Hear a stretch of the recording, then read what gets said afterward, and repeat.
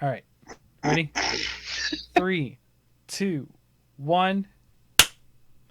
Welcome to the Hunters Hub. This is your host, Fortwand, joined by co-host Pan and Ever in Blue. How you doing? I'm doing pretty great. I may need to tag out occasionally and run upstairs. My husband got his booster shot, and he's not feeling so great. So Pfizer's second booster? Yes, second booster, yes. Yeah. Shot number three. Yep. Yeah, so the district was like, hey, all teachers, go get your shots today, or else. So he was like, okay. Okay. And he's kind of just been, like, wrapped up in blankies, sweating on the couch all day. Yeah, my second shot of Moderna was very rough, so I can imagine. Yeah, so like I was saying earlier, if Chauncey had been available to take my spot, I would have tapped out, but he wasn't, so that's okay. Nope. But I may need to tag out for a few minutes. Yeah, throughout the night. I'm sorry, I would have understood, but he was in Tennessee, which is why we may not have had an episode today, because I might have been in Tennessee.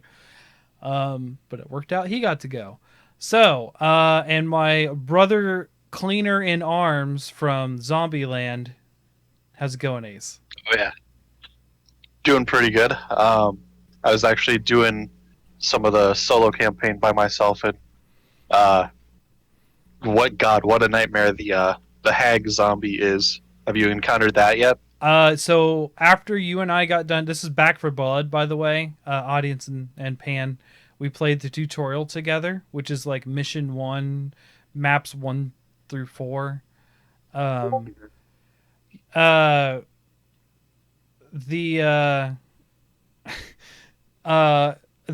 got done with the tutorial. You had to get off, and then like 4 minutes later, the buddies that we were waiting for got on, and I just ran it through with the exact same content with them, and then I played. But I played as Nick, the sniper. Oh, okay. Oh, yep. We got to do the Discord. I'll do that. You're right. Sorry, that's my bad. I usually do that one. Chauncey messaged me from Tennessee to tell me. Are you on it? You want me to get it? Even if you had been Tennessee, you could have pulled what I did when I went up north and just recorded from an undisclosed Tennessee location. They don't have internet in Tennessee. This is known. Two of my favorite podcasts are based in Tennessee. It's a clever illusion. Okay. So was last week when we were routed through Nashville. Yeah. Then you could have then instead of the normal sound of like crickets in the background, if the audio was too high, probably have the banjos, distant drone of banjos in the background. I'm putting it up, man. I don't know if you guys can hear my new clackety keyboard. Just shows you how good my mic is. Oh, I think I heard a little bit there, but not too much. I heard it just a little. I hit the enter really hard. Good lord, the brightness on my phone is very high. Yeah, that lighting changed significantly. All right, so I mean, I've got Andrea's studio mirror. I could just like make it. I always call those makeup mirrors. Yeah. Yep, that's what it is. I don't have one. I saw them in movies. Then it's got like a concave side, so I can like funhouse mirror myself. That's just weird. My son won't leave my makeup mirror alone. Oh. Actually, I had to chase him away from it shortly before coming down to podcast. Get away from my mirror, kid. Yeah. That's almost verbatim what I said. I do that to my dog. Get out of my chair, dog. She always wants to sit in my chair here. So tonight, we don't have Sasa. She's going through some family stuff, and she'll be back when she can. So it's going to be us three for the time being, and I will tell the audience now, and I'll remind you at the end. We don't have an episode next week, because I am away at a Flesh and Blood tournament that I'll be playing, part of their I don't know, pro tour called The Calling. It's not like I'm a professional player. It's an open tournament. So, but I'll be gone, and that is event day. So I'll be in Cincinnati playing cards. But the week after that, we're going to do some spooky stuff for Halloween because that'll be, if it's not on the, I think it's the 30th. Yes. Yeah. Yeah, because the If the post girls' birthdays are just before that episode. So if the post office is capable of delivering my costume from the Etsy seller who happens to live 2 hours away from me, I might actually have my costume to wear. Nice. That'd be hilarious if we were just sitting here in Halloween costumes for an audio show. Mostly an audio show. We do this on Twitch, but that would be hilarious. I don't spend half an hour every week doing my makeup. Just so that it's so that we can see each other in glorious standard definition because our internet sucks. Speaking of which, Halloween was one of my favorite days to actually have a holiday on school. Yeah. A lot of our teachers would dress up, and one of my favorite costumes to this day was one of my English teachers. She wore essentially like a baseball fan getup, but the team name was Ceiling.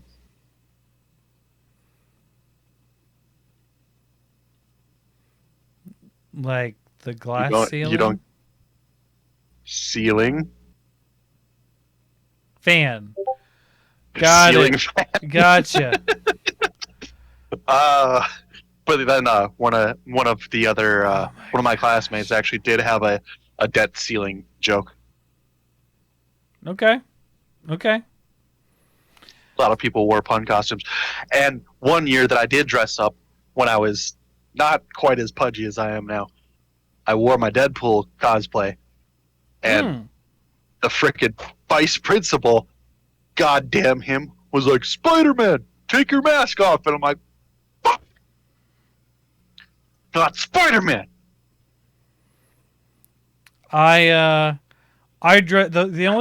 only costume I feel that I'm super proud of, two actually, is I did I made myself a Sand Raider for May the 4th.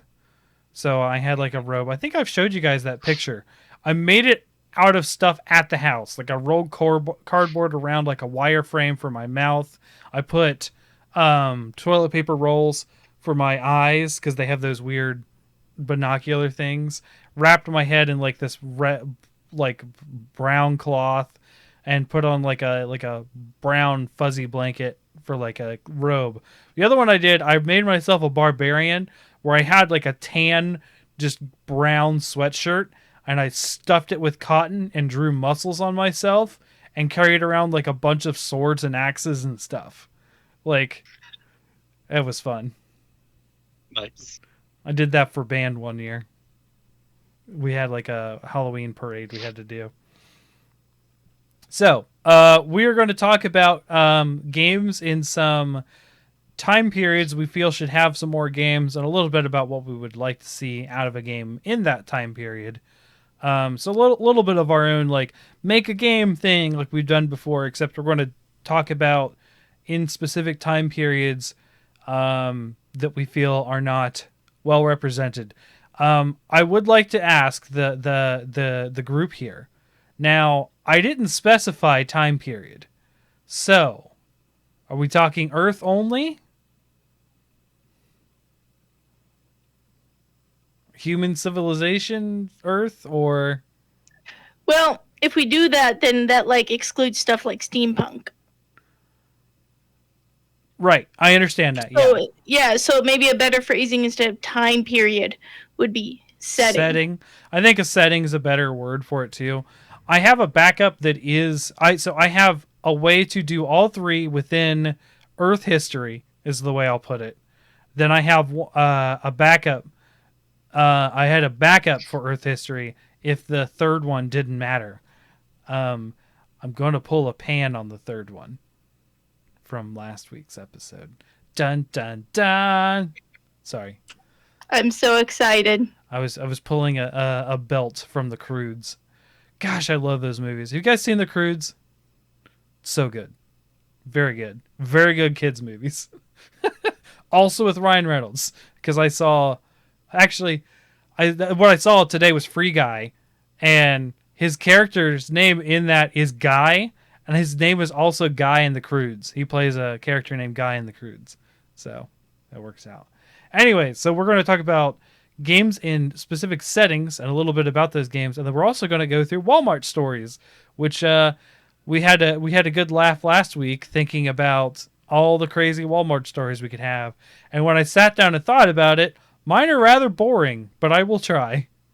No, it doesn't have to be Walmart. If it's a retail experience where the spirit of Walmart was there, that counts. Sure. The spirit of Walmart. I mean, my worst retail stories are working at Radio Shack. I said Radio Shack in my brain. Radio Shack. They might have survived an extra 4 minutes if they did that. I don't know about that. Embrace the 80s. Oh boy, man! If you want to take a Netflix film and set it in the 80s, put a Radio Shack in your film. I'll tell you what. Well, I mean, they still exist. They did on online in site. Stranger Things. I know. They also did it in Wonder Woman 1984, and also Captain Marvel did it as well. Mm-hmm. A lot of movies do that. Or was it I thought it was Blockbuster. There was also a Radio Shack. Oh, you're right. There was Blockbuster was the big one for Captain. Yeah, there was. But there was a Radio Shack. I noticed Radio Shack because I used to work at Radio Shack. That's like Okay. that was my Fair thing. enough. Yes. So I guess we'll start off. We're gonna do 3 games today. Boy, I have not seen that dog before. Yep. This is Andrew's parents' dog, Pico. Nice. He just high Used fived to. you. She. Oh, she. Yeah. Apparently, Lazy dog. Andrea's dad Corey. No, apparently Andrea's dad Corey does this with all his dogs. Teaches them to just like hold Shake. hands, Yeah. hold paws. No, like not even shake. She'll just like let you hold on to her paws for like extended periods of time. Just do the very first part of the Macarena. Soul like dove hard into asking me for a dog last week. Mm-hmm. Uh-oh. And I'm like, I'm sorry, we can't get a doggy. I'm so sorry.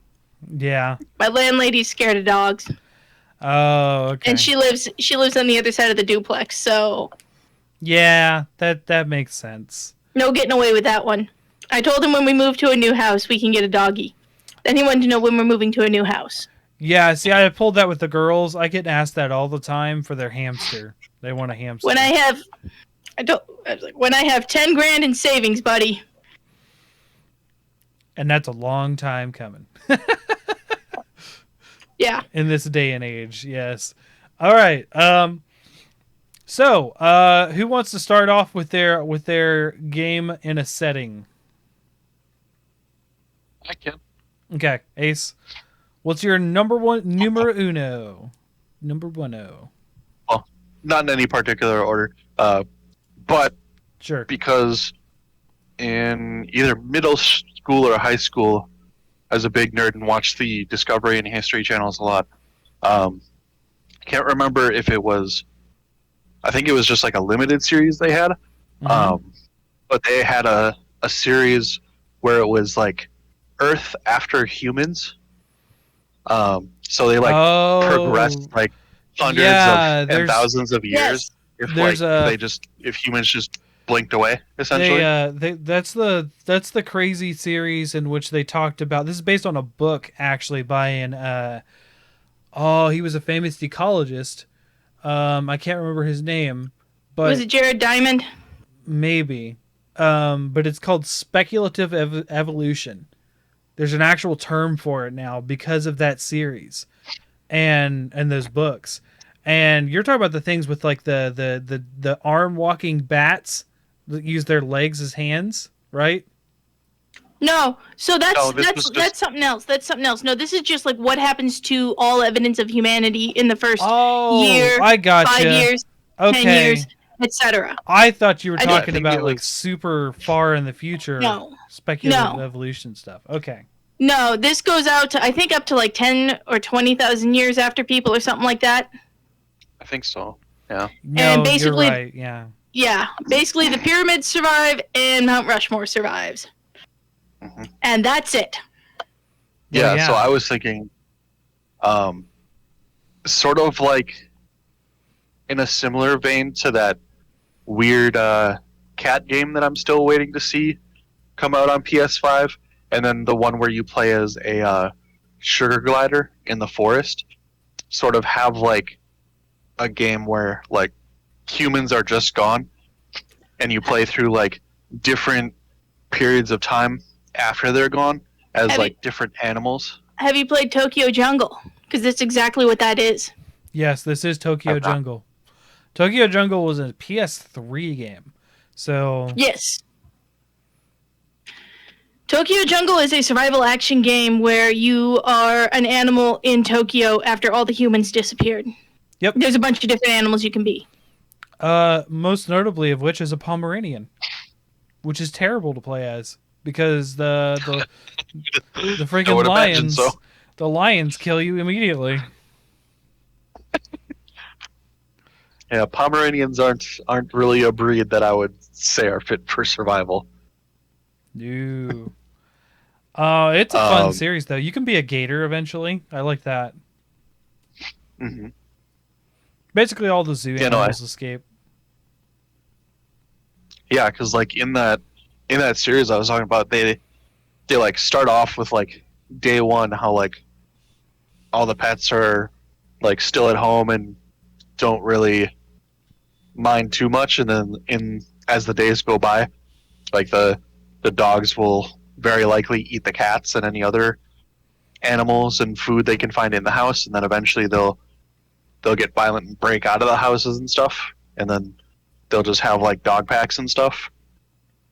And then specifically, like they sort of specifically track like the dogs and how they'll eventually like regress or re-evolve back into more wolf-like forms. Yeah. Like pigs So I do think into boars immediately. Oh yeah, dude. Oh, I know. The South has got a real problem with that. Yeah. Yeah. It's strange. That's a strange phenomenon. I don't know if any other domesticated animal does that quickly. It's very weird. Anyways, so yeah, so you're looking at a fall. So the Earth After Humans. Yeah, I do remember that series. I didn't watch a lot of it, but I remember watching something of it. Yeah, and then I think it'd be interesting to just play as like a variety of animals and like go throughout the last remaining structures as like they're crumbling and stuff. Mm-hmm. Okay, cool. Pan, do you want to go next or me? That game is Tokyo Jungle, man. It is true. Yeah, no, I haven't heard of very that much- before, so It's very it much. doesn't count. It very much is Tokyo Jungle, though. Also, have you seen Dr. Stone? No. Dr. Stone is an anime where one day all humans turn to stone. And then Oh, you've talked about this before. yes, Yeah. and then 3,000 years later, they start waking up from stone. Yeah. Yeah. Hmm. And the show basically follows the most Marty Suest of Marty Sues, like motherfucker's worse than Harry Potter. Mhm. As he furiously tries to rebuild civilization from the ashes. Hey, Harry Potter gets in a lot of trouble, okay? He gets in a lot of trouble at Hogwarts. He even gets a point taken away from Gryffindor once. Yeah, well, like Senku's biggest, like Sorry. the only apparent flaw Senku, I air quotes this flaw that Senku has, is that he is mildly socially oblivious and pretty like very extremely asexual, and those are the only flaws he has. Oh, okay. But he is like an absolute super scientist. He makes like sulfonamide medicine with Stone Age technology. That's insane, of course. Yeah. But it is anime. They do some But crazy it's anime, stuff. so whatever. But the first season of Doctor Stone is great, and then it goes off the rails. So, speaking of anime, I started Tales of Arise on my PS5. I don't know that one. That is a game. That is I don't know. I just started it, but it's like it took the new Final Fantasy battle system and put it in a whole new setting, so you don't give a crap about the characters. But it's interesting so far. It's really well drawn. That's a thing. So, but it did take me like, I don't know. I had like an hour before we started to record, and I did get to play for like 15 minutes. So it took a long time to get to the play part. Like a long time. So there's that. But yeah, anyways. So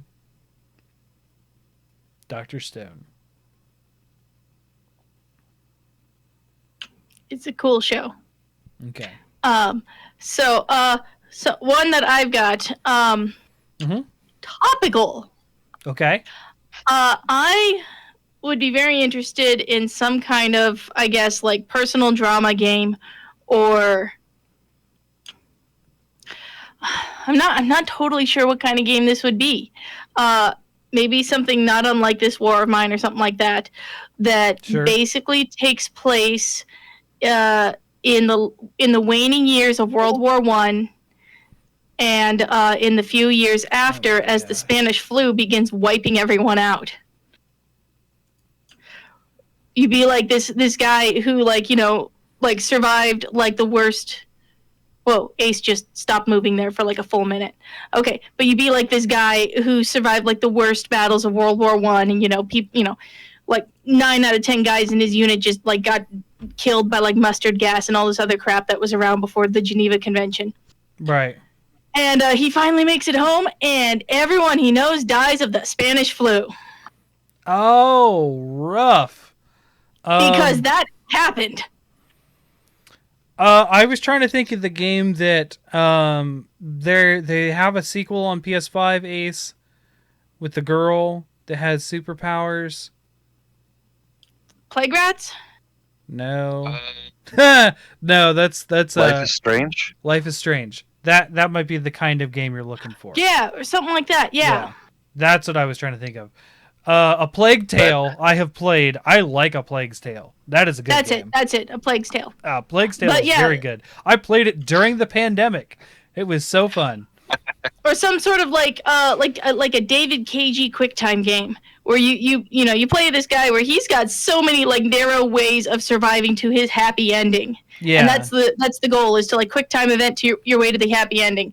You know, you think it's smooth sailing after you get home from the war, but shit, there's the Spanish flu and all this other crap going around, and the stock market crash and the Great Depression. So you're playing like a Telltale game without the dialogue trees. Well, like David Cagey game has instead That's has true. dialogue trees that lead to different things. That's true. So David Cagey game. I guess, I don't know. I've never watched a Life is Strange, but I got the idea that it was kind of close to that, if I'm not wrong. So, No. Yeah, Life is Strange is very similar. I don't know what that genre is. I guess point and click? I don't know. I don't know. I think. I'm calling it point and click David Cagey cinematic game. David Cagey. Although I have to say that your description of the guy going through World War I with all of his friends dying and then going back home and then all of his loved ones dying just reminded me of the Tale of Trunks Dragon Ball Z Abridged special where Gohan's was it better when you were growing up? Well, when I was growing up, a bunch of Saiyans showed up and all my friends died. Then we went to Namek and Frieza killed a bunch of our friends again. And then the androids showed up and started killing everyone else. But it was better, right? No.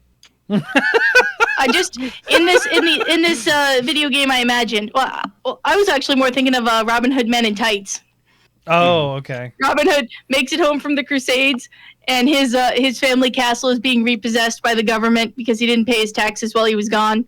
Oh and his yeah. parents are dead of the plague, and his 6 brothers died in the crusade, Yes. and his dog ran away, and his goldfish was eaten by the cat, and the cat choked death on the goldfish, and the only one left is his like blind, mentally challenged servant Blinken. Oh, you know what? This reminds me of. This is a save that Pan turns around at Crusader Kings. That's what that is. Yes. No, I was just thinking that one of the possible endings for this point and click David Cage game is that he finally gets his happy ending. He finds his like sweetheart who waited for him through the whole war, and he dialogue treed so she didn't like Dear John letter him and everything. And neither of them got the Spanish flu, and they're doing okay. They didn't move out west and start a farm that got dust bowled. They're doing all right. And then their 18-year-old son's draft comes up for World War II. Oh, rough. So rough. And he's going to the Somme or some shit. Oh no. Okay. Yeah. Sing Private Ryan 2. Electric Boogaloo. Yeah. Yeah. So yeah, I want a point and click adventure that takes place in the era after World War I, because that was a brutal time. That is, when you talk about like how many like just a plethora of World War II games there are, World War I is the underserved, in that sort of space.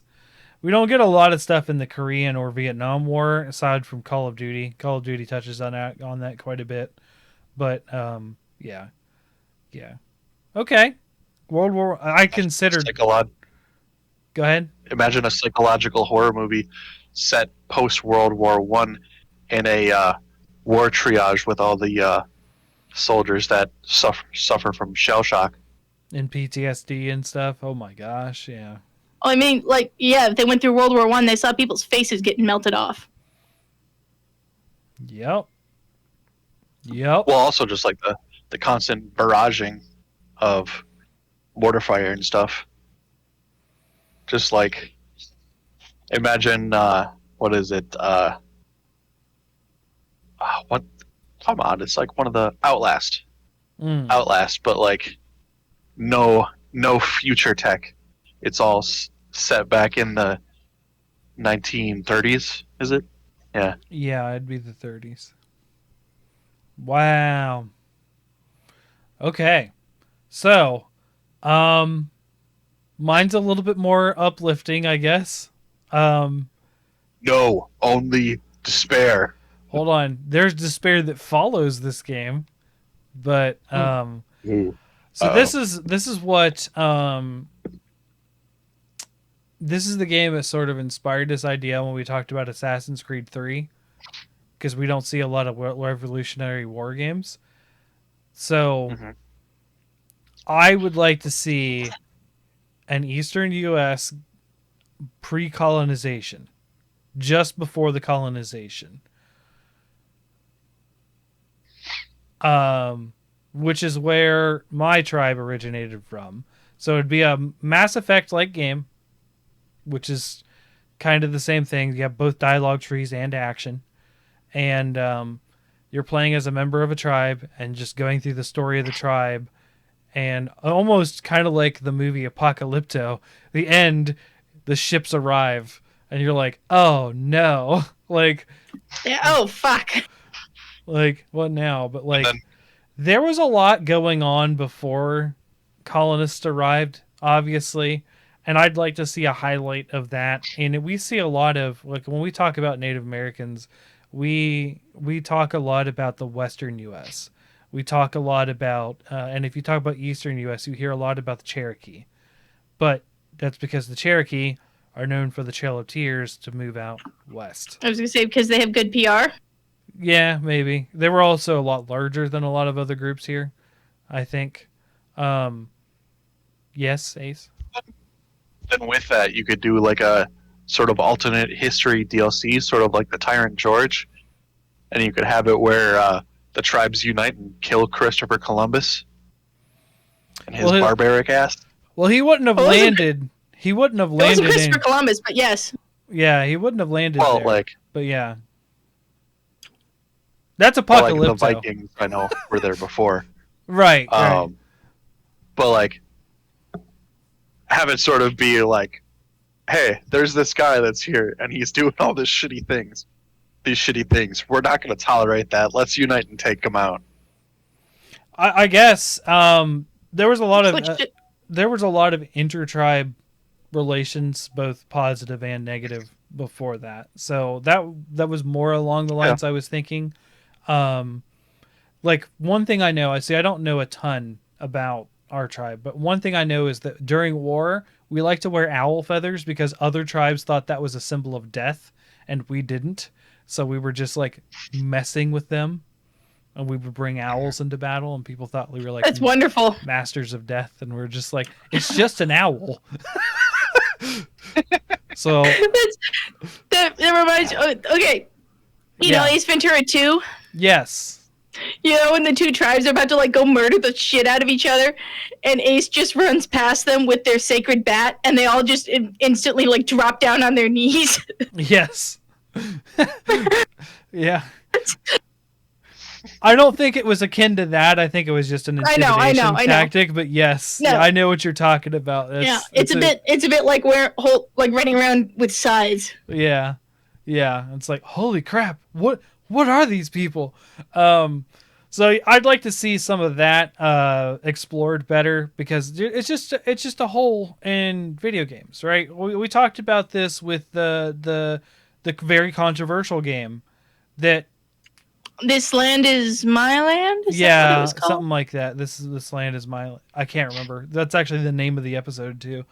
But yeah, it was or This Is Our Land maybe. But This land is my land. That's what it is. This land is my land. Yeah. Yeah. It's just an unexplored time and an unexplored thing in games. The closest thing we have in movies to representing what I'm talking about is Pocahontas, which or is Apocalypto. Well, Pocahontas is an Eastern tribe. You're right. You're right. Eastern. You're right.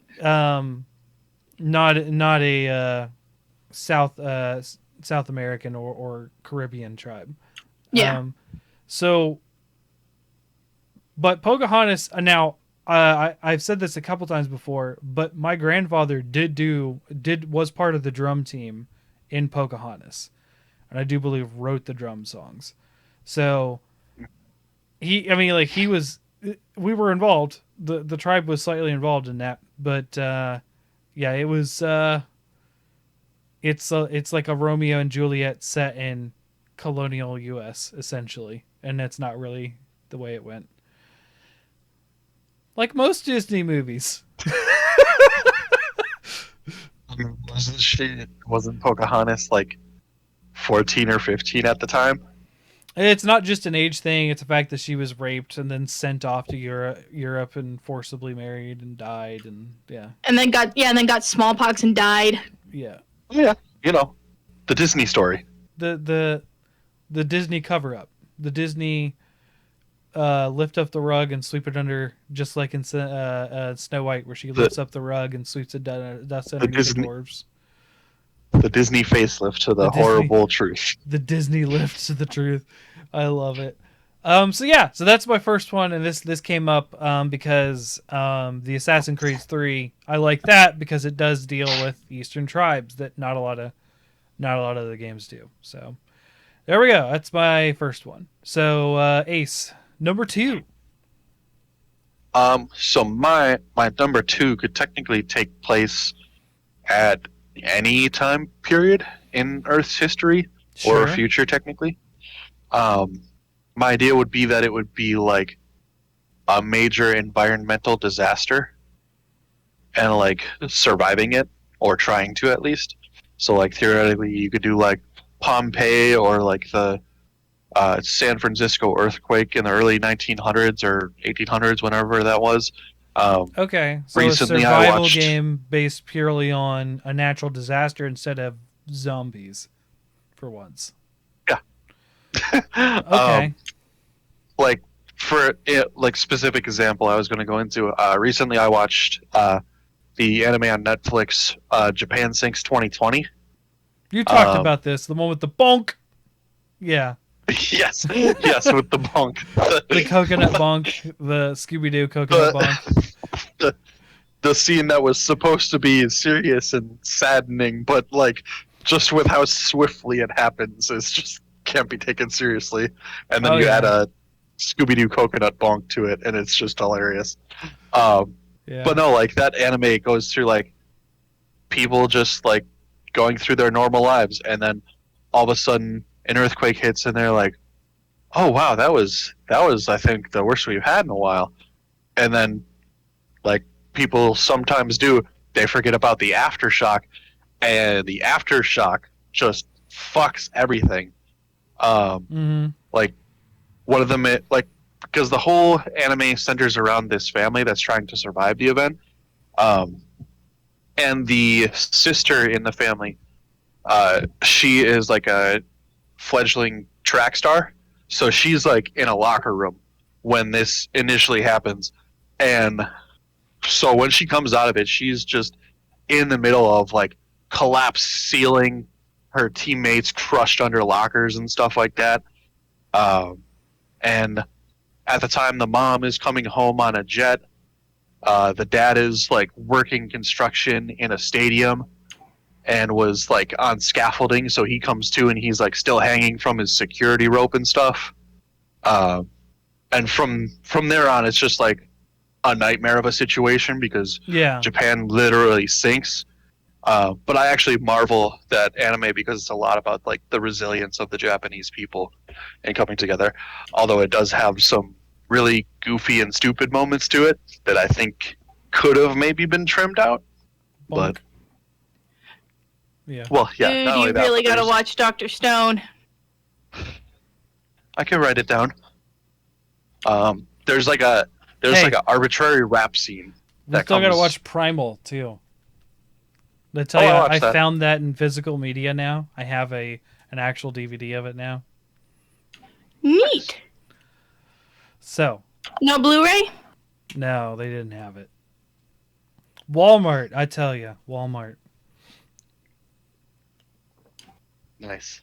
But yeah, I think it'd be cool to have like a actual like sort of apocalypse scenario game that you have to survive or work through, and then it not be zombies.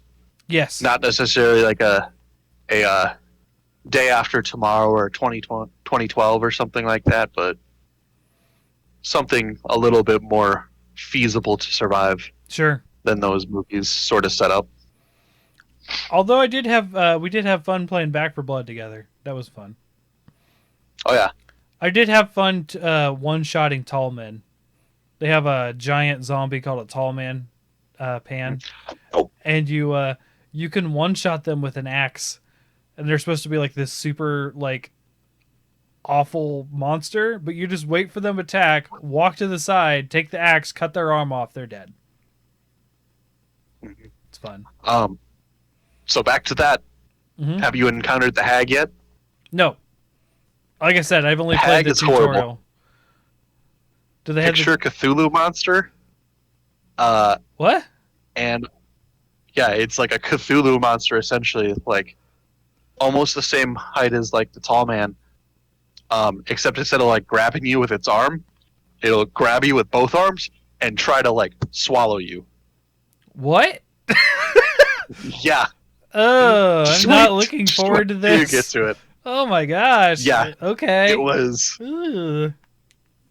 like I unloaded a full clip of my shotgun into it, and it still grabbed me and started to devour me. Good thing the bots are actually helpful. The tasers. That's what you need the tasers for. The grab attacks.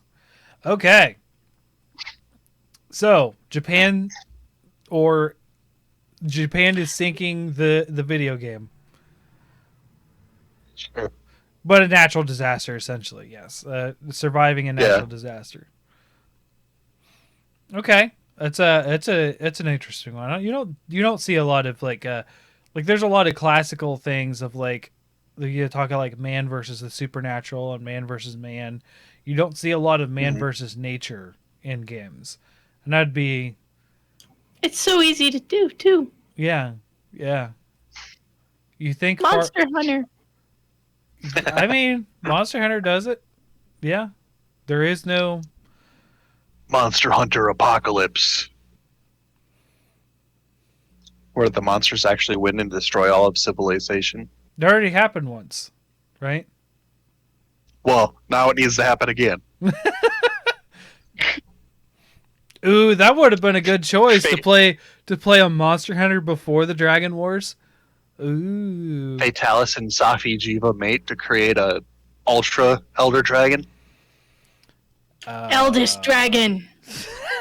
The eldest dragon. Elderer. An Elderer Dragon. Create the eldest dragon. It just says Great Worm across the title. Great Worm Devil Joe. What?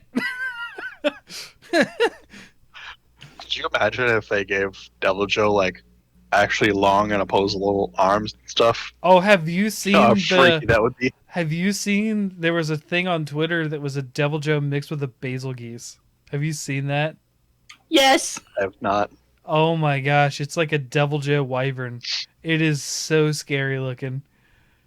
Oh wait, I think I have. Yeah. I imagine it's basically Deathwing. It just wins. It just kills everybody. But imagine a Devil Joe with opposable arms and hands just grabs the hunter like a corn dog and just. Yep. It's Godzilla 2000. That's what Devil Joe with arms is. But we don't talk about Godzilla 2000. I loved that movie. So did I. So I own. Yeah. I accidentally own 2 copies of it. I was gonna say, Fortune, I'm downright shocked you don't like that movie. Come on. I'm just. It was basically a T-Rex Velociraptor destroys New York. A lot of quote unquote true Godzilla fans don't like it. So. I know. No, it's not very Godzilla-y. I know. Yeah, it's just a disaster movie with Ferris Bueller and Godzilla. And half the cast of The Simpsons. Okay, yeah. Yeah, like a lot of the supporting cast are members, or like I don't know if they just like had a day off of recording episodes or something and just wandered over. Hey, there's some extras. Perfect. Nice. Don't you love it when there's Easter eggs like that? No, I don't know if that's what actually happened, but yeah, like a bunch of the supporting cast are like people from The Simpsons. Well, just the fact that they are from The Simpsons is good enough for me, I would say. So disaster movie, the game. Which, there's a lot of movies like that. There's so many movies that are like a natural disaster, but yeah, not many games. All right. So Pan, you're number 2. Well, second one. Let's say second. I feel one. like this is a little bit cheating. Okay. But I want some kind of game. You know what? It could even be an Assassin's Creed game. You'd actually think this would be super ripe for the picking for Assassin's Creed. But I want an Assassin's Creed game that takes place at the height of either the Mayan civilization or the Aztec civilization. Ah. You'd think that'd be ripe for the because you can have all this kind of like shady ass Templar shit. You can have what was that guy's name? Cortez. Cortez could be a Templar and he's coming in to kill Montezuma and all this other shit. Yeah. Or the guy that fucked over Pachacuti. I can't remember his name. Yeah, I'm not as well versed in those histories. You could also have random crossover stuff with like Aliens and Predator. That's true too. Aliens 2? Was that the one? I think wasn't it Aliens versus Predator? That series that brought in like the South American tribes and stuff. The ziggurats. Yeah. Yeah. I don't know. It's one of them. It's something in the Alien series, and there is a predator involved because it's purposely hunting the aliens. Yeah. Pizarro, that was the guy. I was trying to remember. Francisco Pizarro, who like fucked over the Inca. Okay. He could be a Templar. I'm not gonna lie. You said Pizarro, and I was thinking that's his name. I was thinking Bizarro, like the comic book, and I was like, Pan, are we talking about a comic now? Like, I'm confused. No, Francisco Pizarro. Okay, yes. Okay. So yeah, I want, if not an Assassin's Creed game, then some other kind of game that takes place during the height of the Maya or the height of the Aztec. Because God, you got to watch this extra history they did on the Inca civilization. It is not Maya, Inca. I keep getting those two mixed up. The Inca civilization. It is fantastic. I bet. And it is like I am super interested in that now, and I want a game that takes place in like they had this really awesome, like interconnected. They had like roads all the way through the what's the mountain range that goes through the Andes? Yeah. They had all these roads that go through the Andes, and they just had guys who just ran through the Andes from like city to city, like delivering the mail, like the Pony Express, except guys instead of horses. Mm-hmm. And that is awesome. Like, I want a game that takes place during this. I had an opportunity at one point in my life to actually go to Machu Picchu, which is Incan, and it did not happen because stuff like no longer being with that person happened, so their family was in Peru. So it was planned at one point, but it didn't happen because it was like, oh, I think they lived in Lima, which is actually like 4 hours away or something. And they're like, no, you can't visit Machu Picchu while you're there. It's like 4 hours away. And I'm like, you don't understand. We've already traveled this far. Let's just go the extra 4 hours. 4 hours away? Dude, when I lived in Wyoming, 4 hours was the closest mall. Fair. That is a very rural America problem. Yeah. I mean, yeah. I'll drive 4 hours to the mall. What do you mean I won't drive 4 hours to Machu Picchu? Right. I know you also you have to get permits and stuff to go because they only let so many people in and all that shit. But yeah. It would take a lot of planning. Yeah, but yeah, I want something that takes place during the height of the Inca civilization, or something during the Maya or the Aztec. I know these are three distinct cultures and civilizations. I'm not just mashing them up. I know that they're different.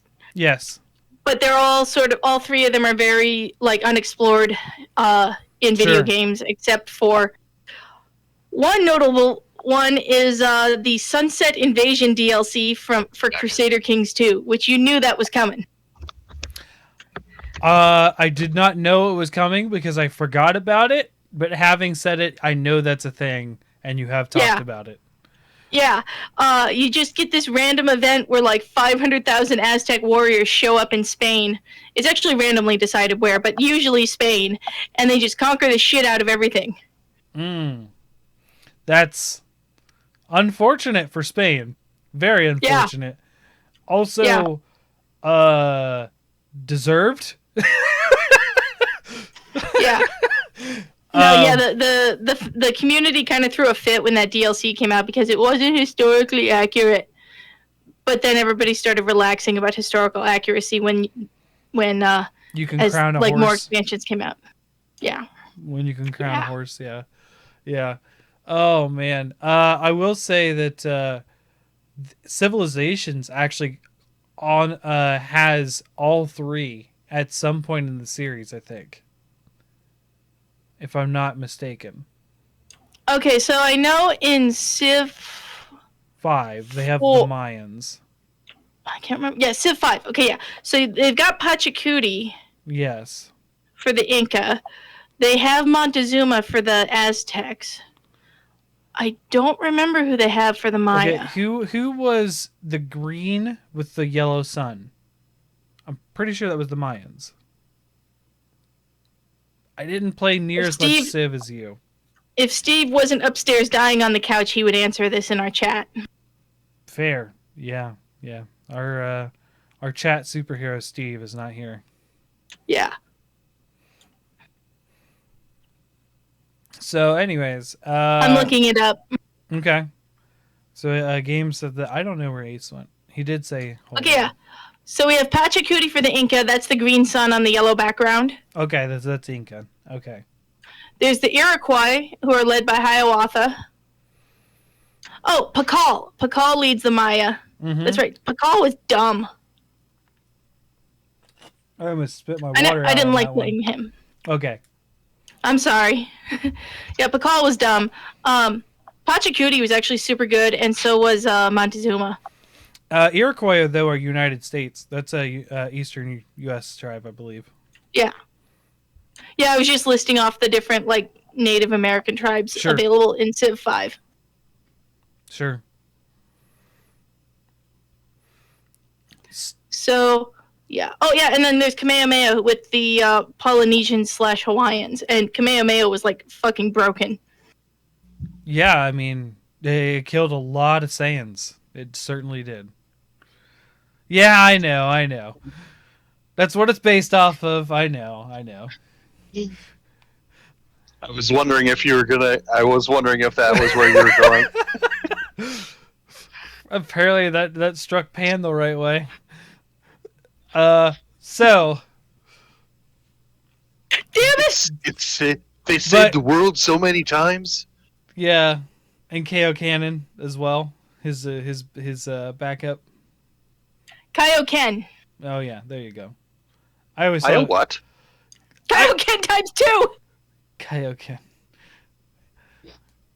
All right, so God, that shit gets so stupid in Dragon Ball Super. Dragon Ball Z Abridged just has so many puns, which I love to reference. God, you gotta watch Dragon Ball Super. Put that on the list after. Okay, good. No, I know. Super Saiyan God Super Saiyan Kaioken times 10 or whatever it is. And then his key gets all fucked up and he's like instant transmissioning all over the universe and whatnot. Oh man. I have yet to see Is Super. this a metaphor for impotence? It kind of seems like a metaphor for impotence right now. He's having performance issues. So, I don't know how to transition away from performance Just issues. go! Just leave! Just run away! Just, what's next? Speaking about a game like Spore with performance issues, there we go. I pulled it back together. I want a game set in, now, granted, it does not, I'd like it to span multiple eras still, because I'm still stuck on this EVO idea, but I'd like it to start and feature a very long time in the Paleozoic era. I want a Paleozoic era game, and it's something akin to Spore as far as like a 3D action game, especially in the creature phase. But the way I want it to go is something more like a realistic EVO, and you are actually getting your there's a board game, and I don't remember the name of it. It's like Dominant Species or something. And I'd like for you to, at the beginning of the game, you pick a quote-unquote class, or you're picking basically an animal classification, and your goal is to take that animal classification through the Paleozoic era up into modern times into sentience. Or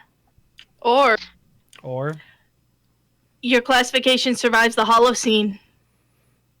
Oh yeah, and you could make it a lot shorter. Yeah, you could, but that is the idea. Is I want you pick a classification and then you try to get it through several mass extinctions, and evolve and da-da-da. And obviously, you don't have to go crazy like an EVO where you have like lion jaw, rhino body, giraffe neck, and like I don't know, bull horns. Yeah, try to, but oh man, hard mode. Be a Nidarian. Be a Nidarian that survives to the Holocene. That would be cool. He's just smiling like, what's a Nidarian? It's like in South Park, The Stick of Truth. Instead of you're picking your race by a difficulty slider, you're picking your class by a difficulty slider. Not Nidarian. What Nidarian wasn't the thing I meant. The The stupid things that look like alien flowers that we have fossils of. Cnidarians are jellyfish. I know what you're talking about. Yeah, they're wholly extinct. Yeah. Yeah. So that. And you could be like, hey, I'd like to be... And you could do something like, hey, we want to take... Let's just say you want to be vanilla and you want to take mammals to the end, right? So then you'd have to go through, the chordata. You'd have to, basically your beginning class would be chordata. And then you'd have to go all the way through that, and you have to get all the way through that, and you have to survive that extinction. Blah, blah, blah. Survive the transition to land, yada, yada. Survive the dinosaur age, yada, yada. And there you go. But then you could also say, I want humans that eat lobsters, so we're going to take crustaceans to the end. So... I don't know, that was something I was thinking, but specifically when you're talking about an area that we don't see a lot of games in, because we see a lot of dinosaur games, so Mesozoic era. I'd like to see something set in the specifically older the than that. Paleozoic. Yeah, Paleozoic, trilobites, fish, and weird like coelacanth. I found him. Where he belongs.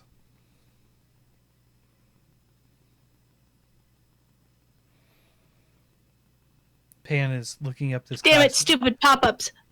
Classification. Oh, I can't find. I still can't remember what the taxa is called, but I found a picture of one. Okay.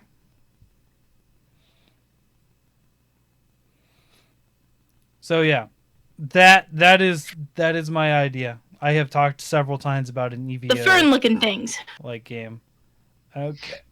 Pod. Yeah. Those. They're like anemones with like long stems. Yeah, they're like anemones, but they have like hard outer shells. Yeah. Dear God, that crab with giant eyes looks hilarious. Yeah, it does. Okay, so that's my second idea. What's our final idea for Ace? So I didn't have one. You could just steal the Monster Hunter one. Well, I was thinking a time period that I've not really seen or really experienced in my gaming library, or just in general experience, is the Civil War era. Oh. I'd be curious to see a game play out where sort of like there's a Total War like game set in that era, but I'm not sure. I think it'd be interesting to have like a Civil War era game where it basically uses one of the most widely used monikers of that war was that they literally had like family members, like brothers, on opposing sides of the war. So essentially have like it a be drama. that. Mm-hmm. Okay. You want it to be like a first-person shooter or just an action game? Or just a story game? It could be first person, it could be third person. You're just more interested in the setting itself and the concept of family. Yeah. Okay. And actually do like some Assassin's Creed stuff where they like interweave a lot of history into it. Sure.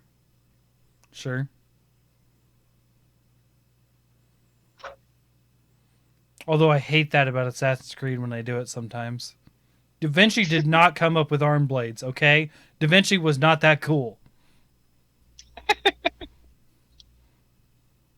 I'm joking. He's pretty cool, though. He was pretty cool. He just didn't come up with arm blades because he was cooler than that. The thing about the hook blade is you have the hook and the blade. Good going, Da Vinci. You did it. That's from Assassin's Creed 3. Da Vinci didn't do that one, but like... Oh, okay. That's a meme between my husband and a friend of ours. Oh, that's in 3. Yeah, it the thing about is the in hook 3. blade is you have the hook, and then you have the blade.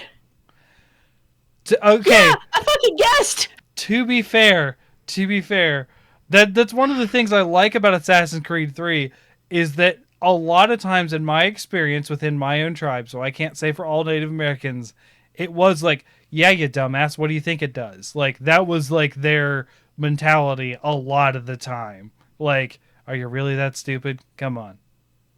Like, Dude, you gotta read Coyote Blue. I just realized that. okay. Is that an Audible thing? Probably. Okay, I'll look for it.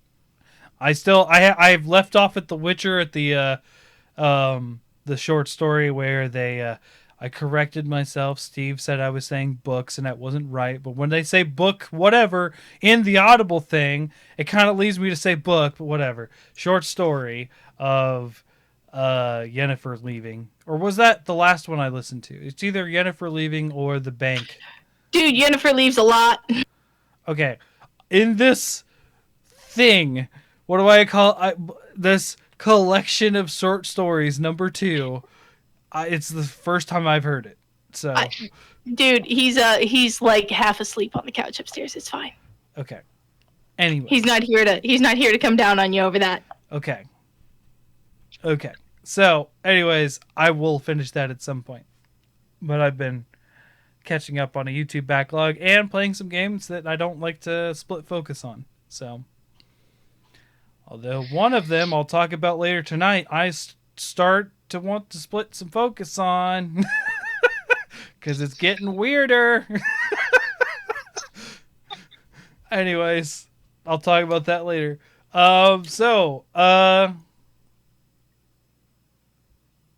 Civil War. That's where we were at. It took me a while to connect the dots back to where we were.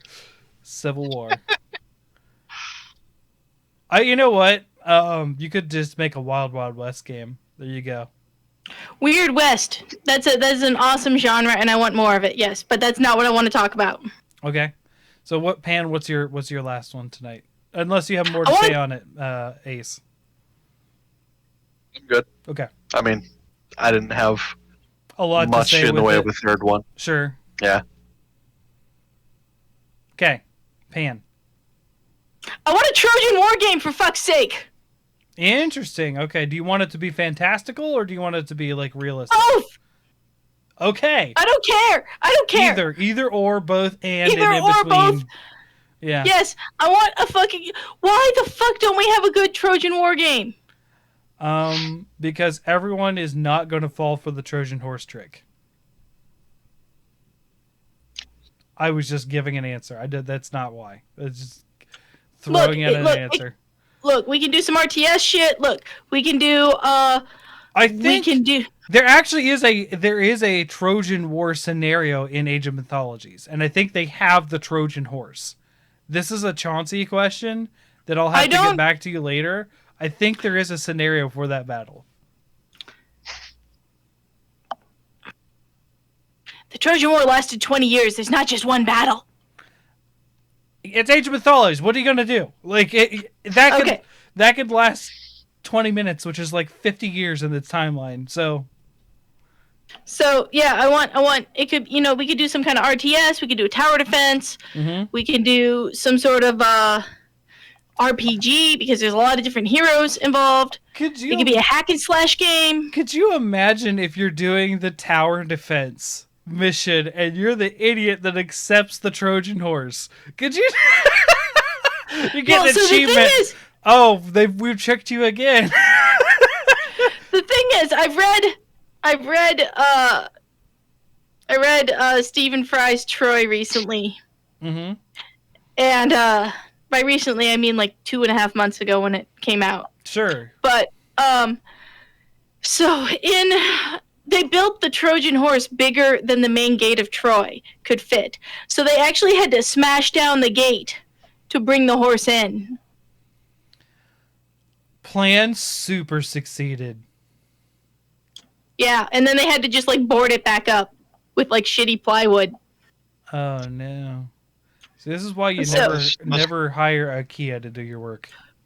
This horse really smells like a lot of sweaty men. Nah, that's just ancient Greece for you. Do you think something's weird with the horse? Nah. No, that's just the way ancient Greece smells, dude. Are you quoting Year One? Didn't they do that in Year One? It's a movie. I I don't know what year one is.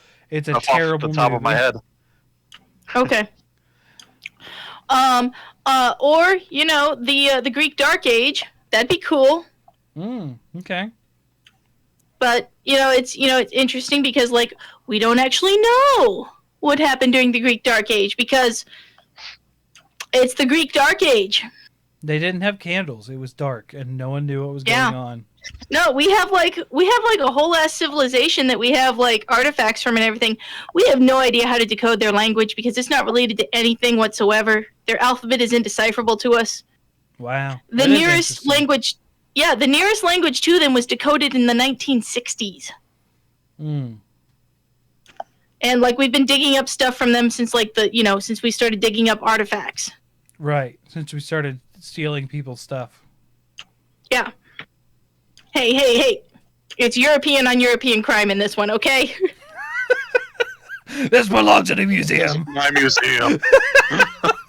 But oh man.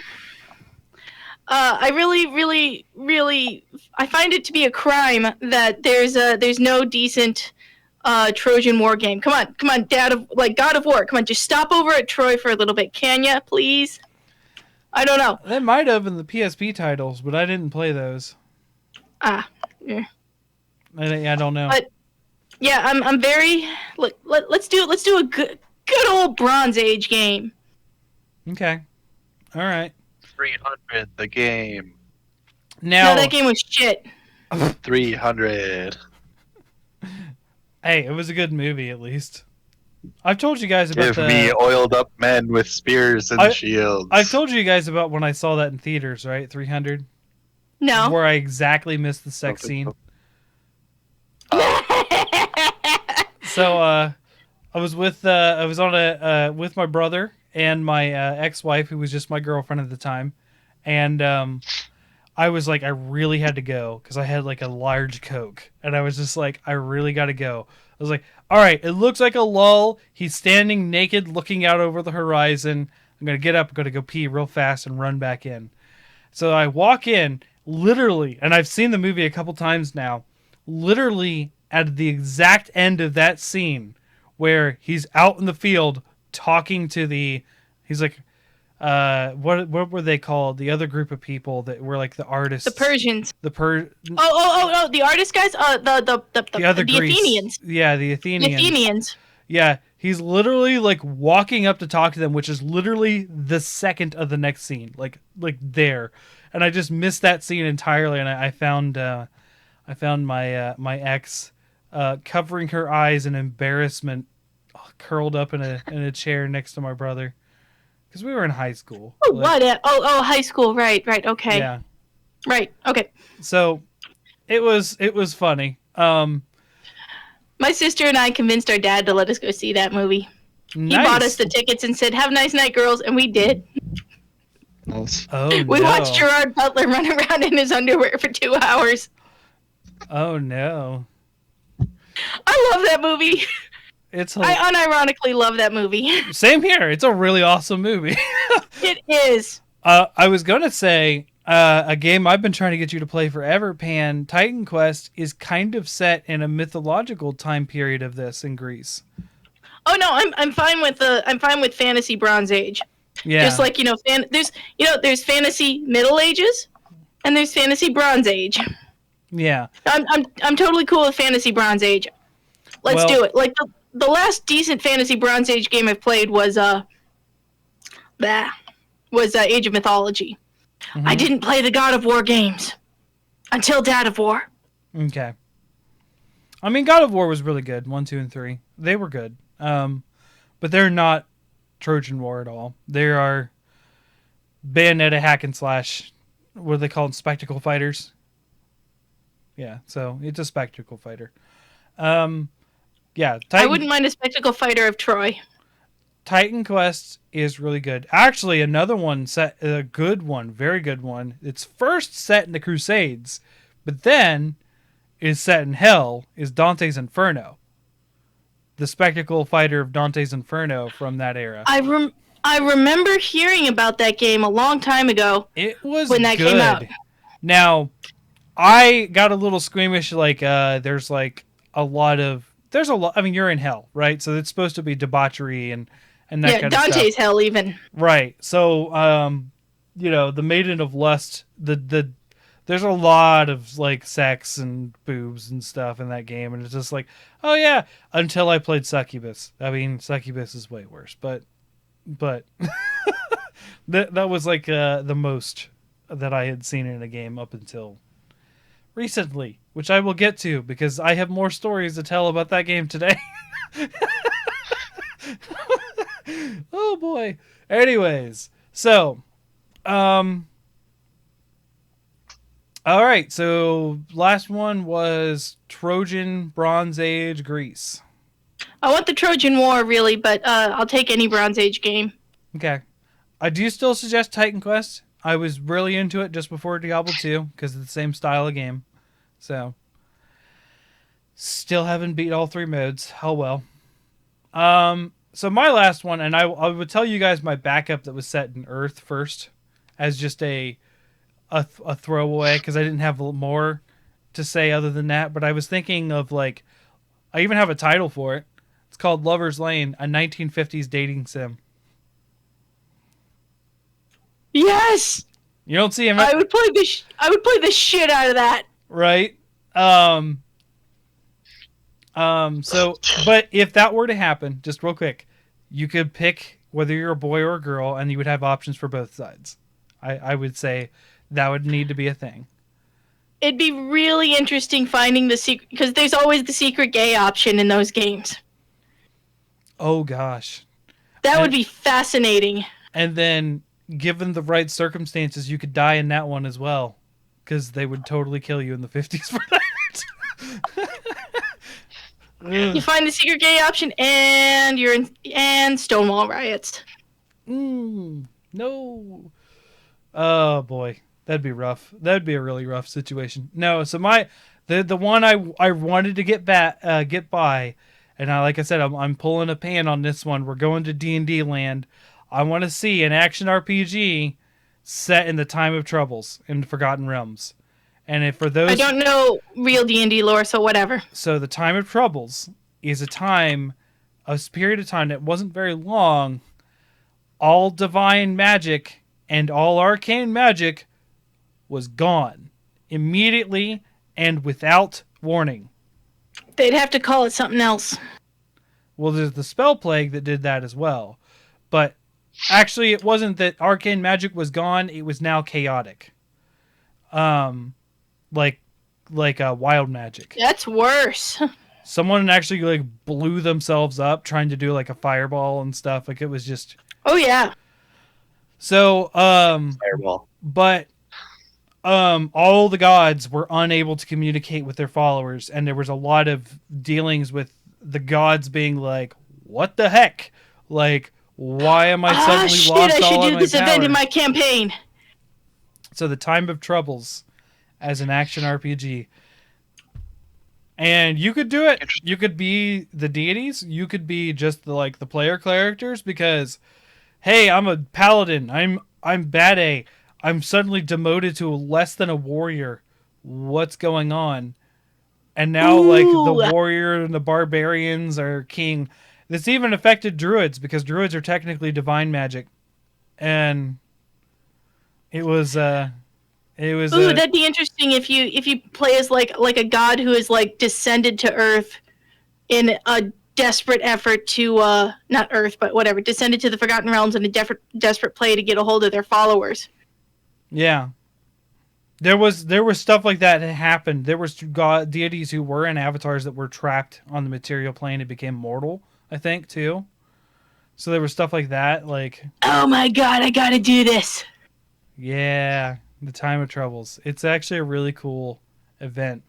It's really weird though because it was a forced event on a bunch of writers at the same time. They've done this a couple times. It was like the forced time skip and the spell plague and Forgotten Realms. Dude, I read comic books now. I get it. Yeah, they're just like, hey, D&D multiverse. There's a spell plague. Ta-da! hey, by the way, our star and savior, the Dritz Raider, Dare Salvatore, kill your whole cast. We're jumping the time forward 100 years. But my whole cast are drow, so whatever. I mean, one of them was a drow. The rest were humans. Make it funny. I'm sorry, make it fun of you. Okay, sure. But I don't like drow. When have I... Actually, I've got something to say about that. So, as you may have known, Pan, and some people who listen, maybe not, I finished Bahamut. I posted it. It took me 8 months to finish this article.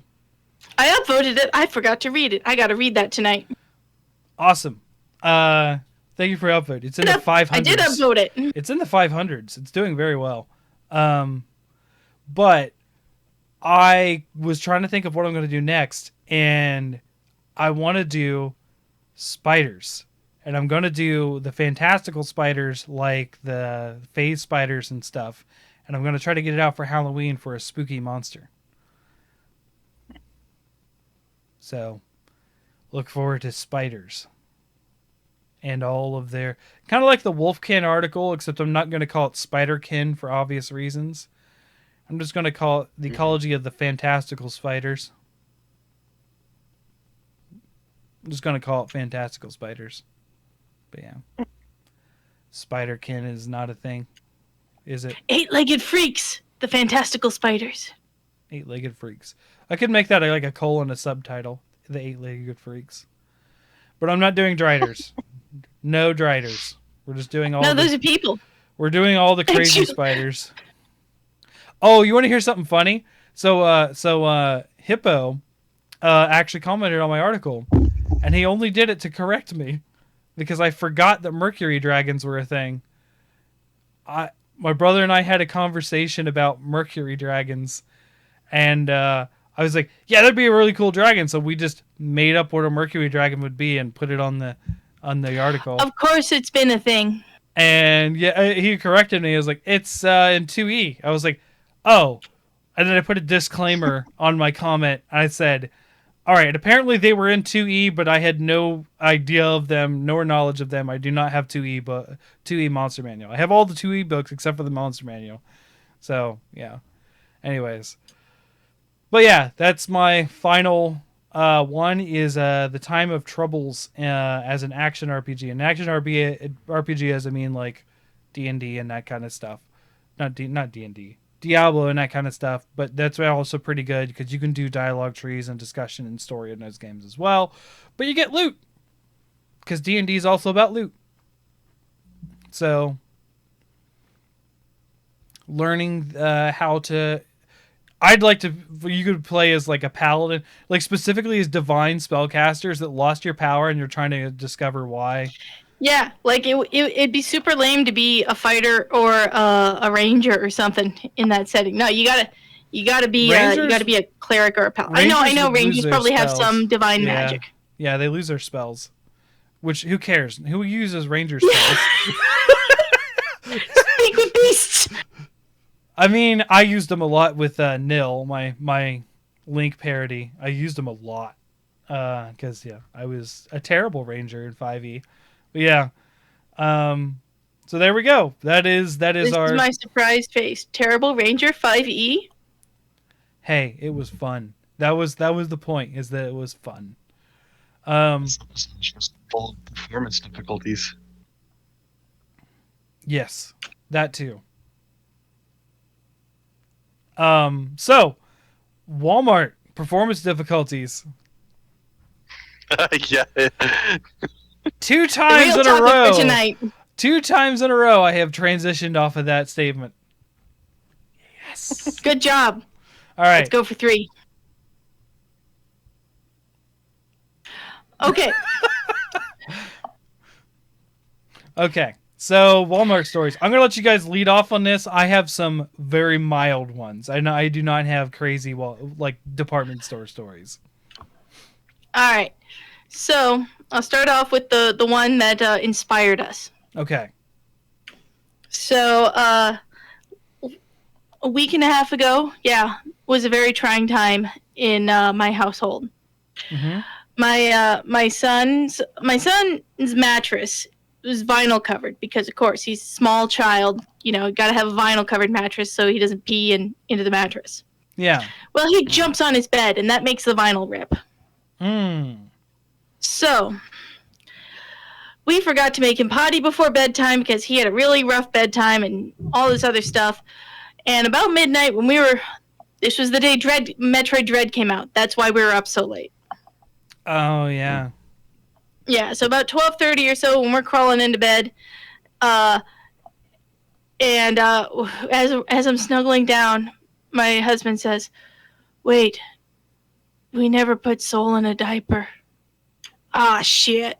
So I get up, and as soon as I open the door to his room, whoosh, nah, he's peed the bed. This is bad. This is bad. So we wake him up. He is soaked, somehow head to toe. And I change him. My husband starts dealing with the mattress. It is soaked through the mattress into the wood of his bed. And we're like, well, shit, there goes that mattress. So we take the mattress down to our basement, and I make, the boy is like changed and cleaned and awake by this point. Clean up all the pee. I put all his clean blankets into a pile on the floor and make him cozy. I'm like, all right, good night, son.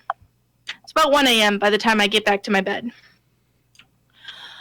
Every 20 minutes or so, he gets up and comes to bug me about something else. Me specifically, because I sleep closer to the door. And it sucks. It really sucks. Eventually, I get really ticked off at him, and I'm like, you know what? Around close to 3 a.m., I give up. And I get him cozy on the living room couch instead of his floor, because maybe that's the problem. He just can't sleep on his floor.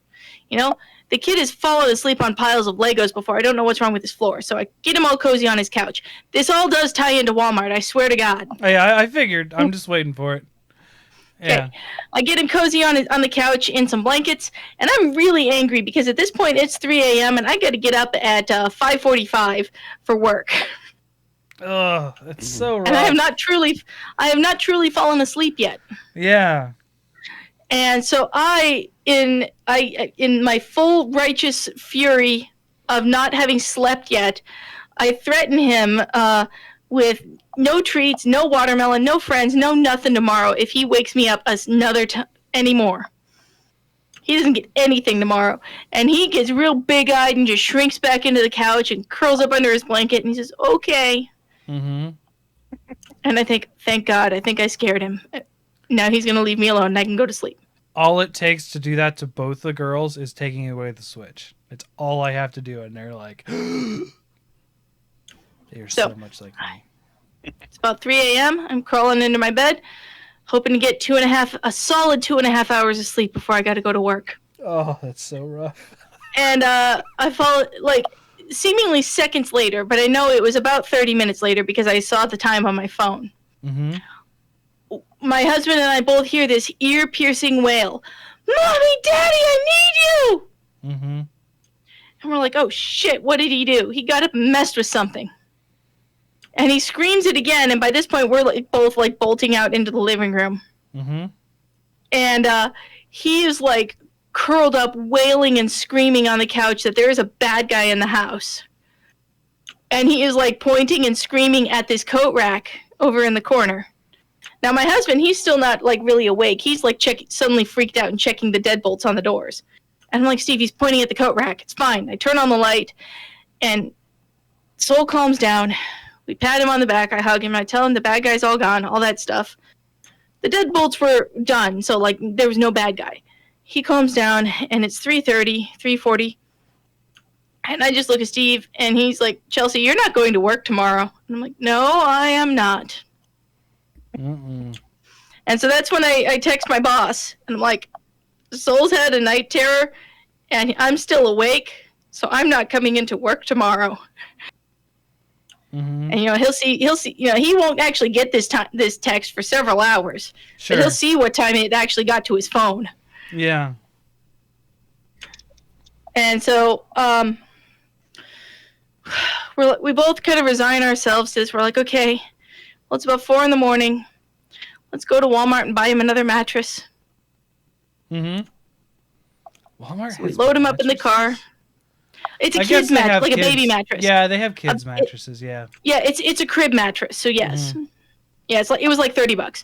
So we put him in the car seat, and he's all happy as a clam on an adventure. Ace, what did you do? You went sideways. He went sideways. Happy as a clam to go to Walmart. It's a little after 4 a.m. by the time we roll up on Walmart, and we're all three of us walking in, and he's practically skipping as he holds our hands. It's an adventure going to Walmart at 4 a.m. By the way, the Walmart we went to is the biggest Walmart in town. It's the closest one to our house. It's also the sketchiest. Fair. And everyone knows what I mean. This is the sketchy Walmart. I mean, any Walmart after like midnight, I would say, becomes inherently sketchy. Well, this Walmart is sketchy at 3 p.m, dude. Not true. There is a Walmart that is entirely no way sketchy, and it's the one that's closest to us in Waverly, because there's just no one that goes there. It's not like there's not even sketchiness there. It's just empty all the time. I mean, there is a Walmart inexplicably in the middle of this super rich neighborhood here in town, and that Walmart's never going to be sketchy. I don't care. Yeah. But the Walmart we go to, it is sketchy at 3 p.m. on a Monday. Mm-hmm. So we're walking up, and this dude says, "Hey, you guys going shopping?" And we're like, "Yeah." Walmart's closed. What? Yeah, man, Walmart's closed. We closed at 11. Why are you here? Would be my next question. Oh, he's an employee. Oh, okay.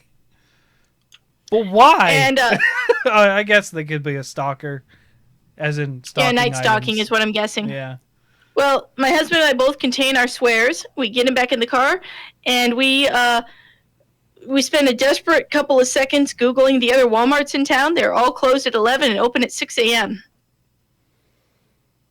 2 hours to kill. So no. We all go home.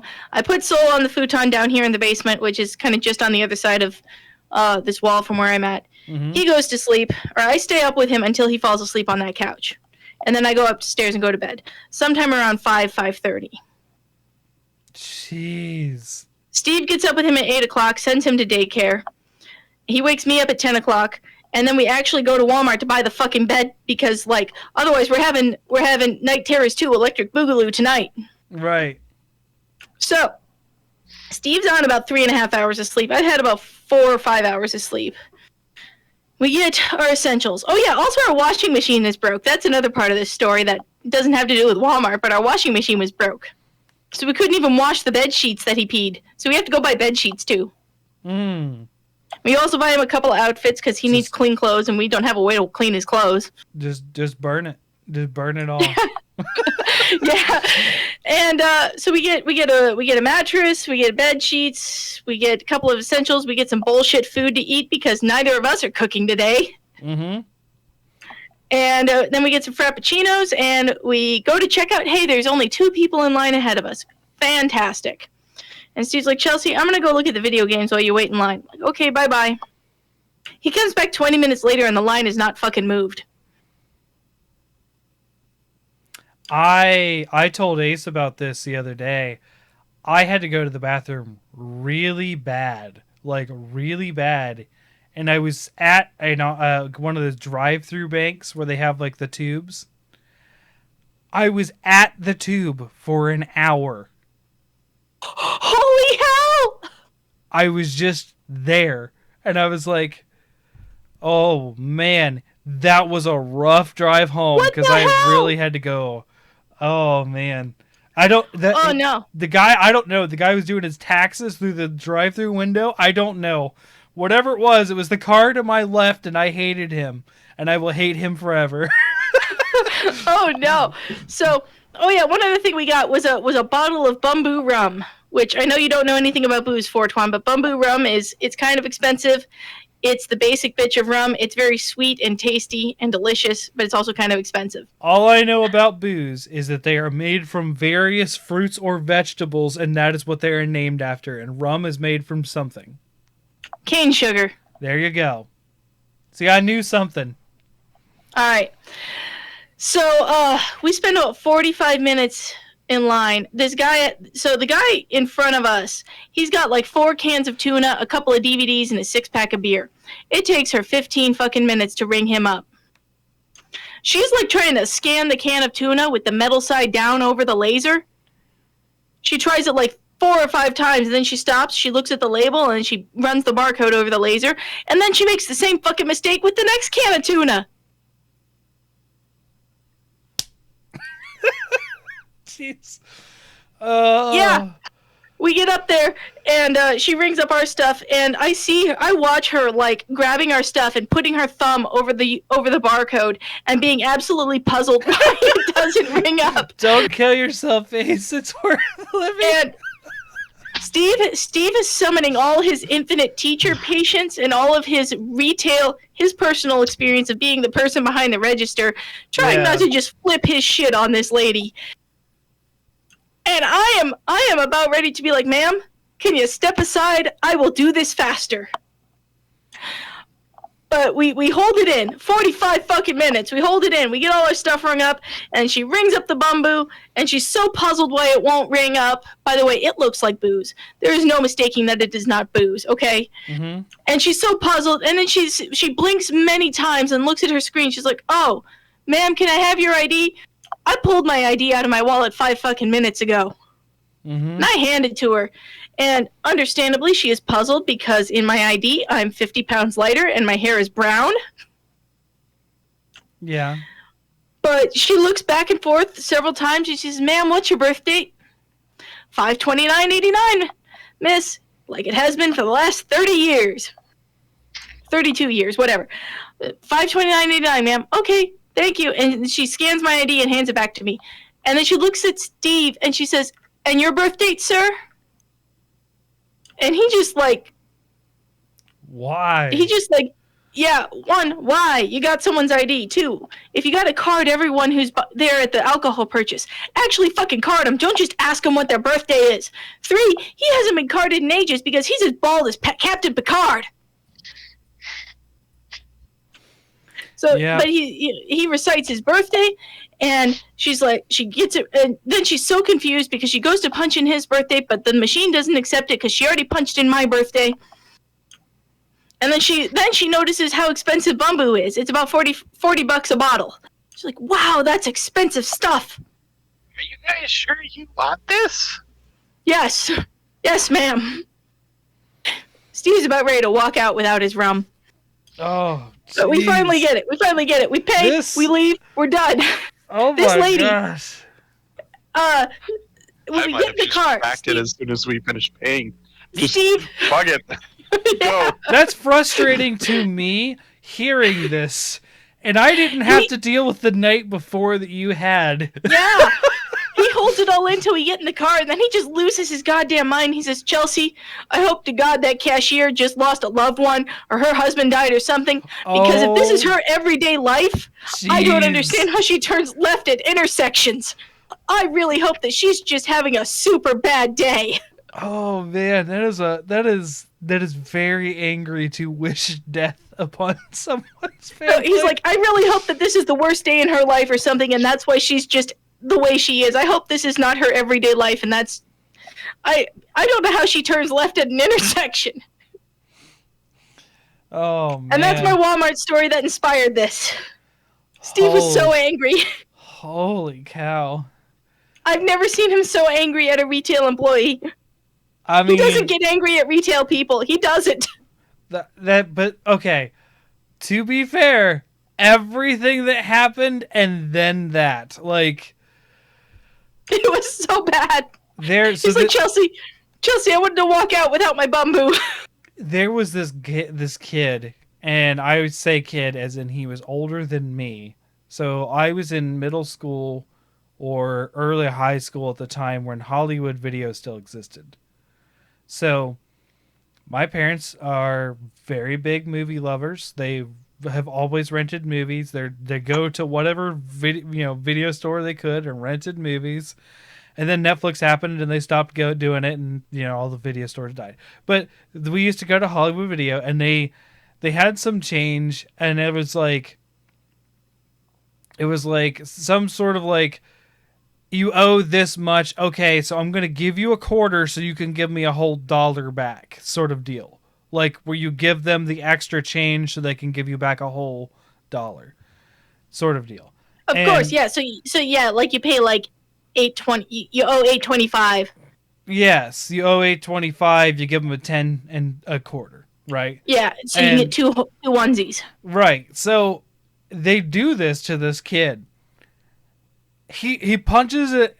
This is before they had like the automatic like do the math for you thing, and he was just like punches it in. He's like, you gave me an extra quarter."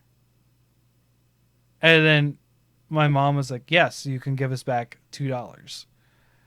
And then he's like, and then he starts writing it down and doing the math on a piece of paper.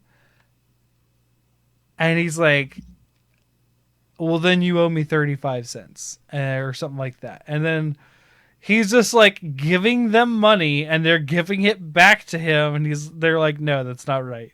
And this goes on for like 15 minutes.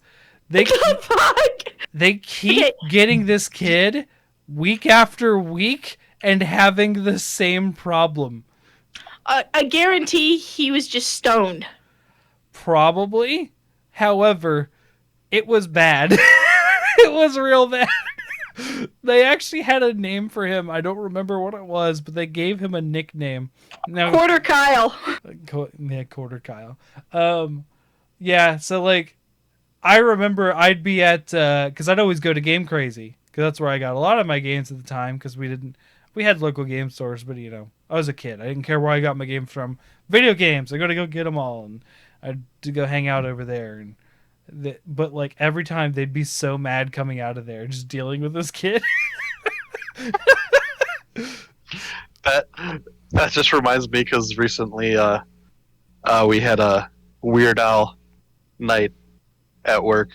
That just reminds me of the trapped in the drive-through thing of like, yeah. And I look at him, and he looks at me, and I look at him, and he looks at me. Oh yeah, and he says, "What did you want again?" And I said, "Ketchup." Oh yeah, that's right. Just like not there. Oh, man. Okay, so I had two stories lined up. You just gave me my third story. That happened to me about a week ago. Oh no. So but it's your turn for a story. I got a real quick aside about Weird Al. My grandmother used to be in a band with Weird Al's dad, so he would moonlight and play with them sometimes. That's cool. Yeah. Anyways, continue. So my first one, and I think really my only Walmart story, because I haven't really had any too drastic experiences. Yeah. Too drastic of experiences in Walmart. Mm-hmm. And this was in college, freshman year. And my friend had her friend from home visiting, and said friend brought some alcohol. And then we had a great idea of like, hey, we're drunk on a Friday night. Let's go to Walmart. Yeah, I've heard that one before. Not the being drunk part, but like, we have nothing to do. Let's go to Walmart. Oh man. Yeah. Guilty. Yeah. So we head to Walmart, and I'm pretty buzzed. And then I'm at the point where I'm like, damn it, I gotta break the seal. So we're by the back of the store, and I head into the back bathrooms. And as I'm walking in and about to turn left to the urinal, I come to the main thoroughfare, and I could just see off in the distance in one of the stalls, there's just like a mound of toilet paper. And I just like stopped in my tracks, and I'm just like, well, that's fucking gross. So I go and finish my business, and then I just leave. I did not try to do any investigative work to see if there was actually anything under that pile. I just did my business and left because I wasn't about that. Yeah. So okay, maybe we should extend this. We're saying Walmart stories in the like you were saying department store, just maybe retail stories. I Yeah. said it. The spirit of Walmart was there. Yeah. So I don't have a lot of Walmart stories like that are specifically Walmart. However, I used to work at a Long John Silver's. Oh, So oh no! I was a fry cook, and so I was supposed to stay back there and fry the fish, fry the hush puppies. Which, by the way, you cannot convince me that the worst smell in the world is not raw hush puppy. Raw hush puppy is so gross. It's just cornbread. But okay, amplify the smell of like the cornbread and the yeast by like 1,000 times because it's a water mix, and then it's so strong, it's so bad, it's like a skunk where it's just so bad because it's so strong. Whereas like skunk smells bad, don't get me wrong, but it's the strength that really gets you. That was hush puppy mix. Anyways, so apparently it was the job of the front cashier to clean the restrooms. Oh no! So I am not a front cashier. I am a fry cook, right? It's not your problem. No, it is not my problem. I'm still in fear. Like, Oh no. because Long John Silver's double dips with Taco Bells and KFCs frequently. That's a lot of greasy food. This was a standalone store. We still go there every once in a while. There's no one the same. Mhm. Obviously, it's been like over 15 6 years. months later, they'd be knowing the same. That's not true. I worked there for 2.5 years, and the manager was there for 7. So like they actually had a long. Jesus Christ, that poor manager. Oh, she was at wit's end. I quit that place because they told me to shave my goatee. I had a goatee before the beard. So Okay, I was like, so what happened with the bathroom? so cashiers are supposed to take care of the bathroom.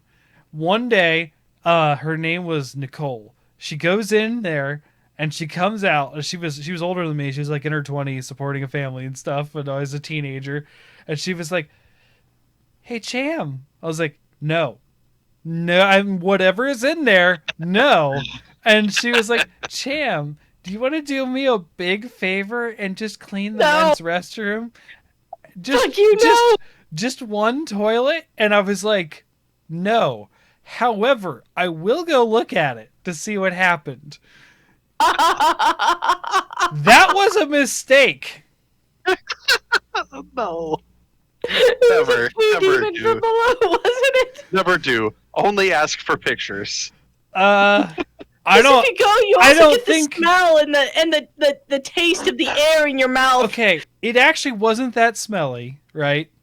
But it was terrible because apparently this was a thing for people to do, and people still do and did at the time, was to lift the seat, poop on the rim, and then close the seat.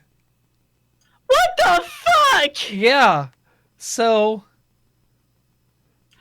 it was No, just you shouldn't have smashed repeated that. everywhere. Now some asshole is gonna hear that and it's gonna be a TikTok trend. Oh no. Well, I hate Like- to break it to you, Pan, but have you heard of Camelot 331?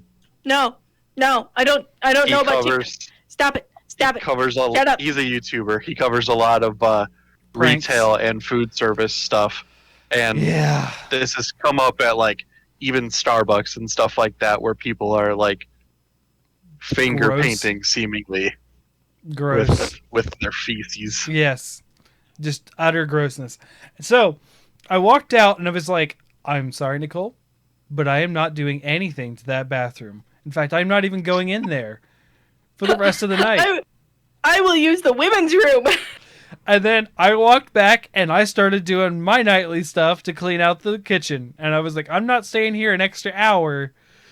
So what I did do is I stayed in the store with her so she could finish. And I was nice, but like, I was like, "Nah, it's just, I'm not touching that, but I will go look." Whew. Oh, man. My the funny thing is, she thought she could get me to do it for her because she always got my friend Zach to do it for her.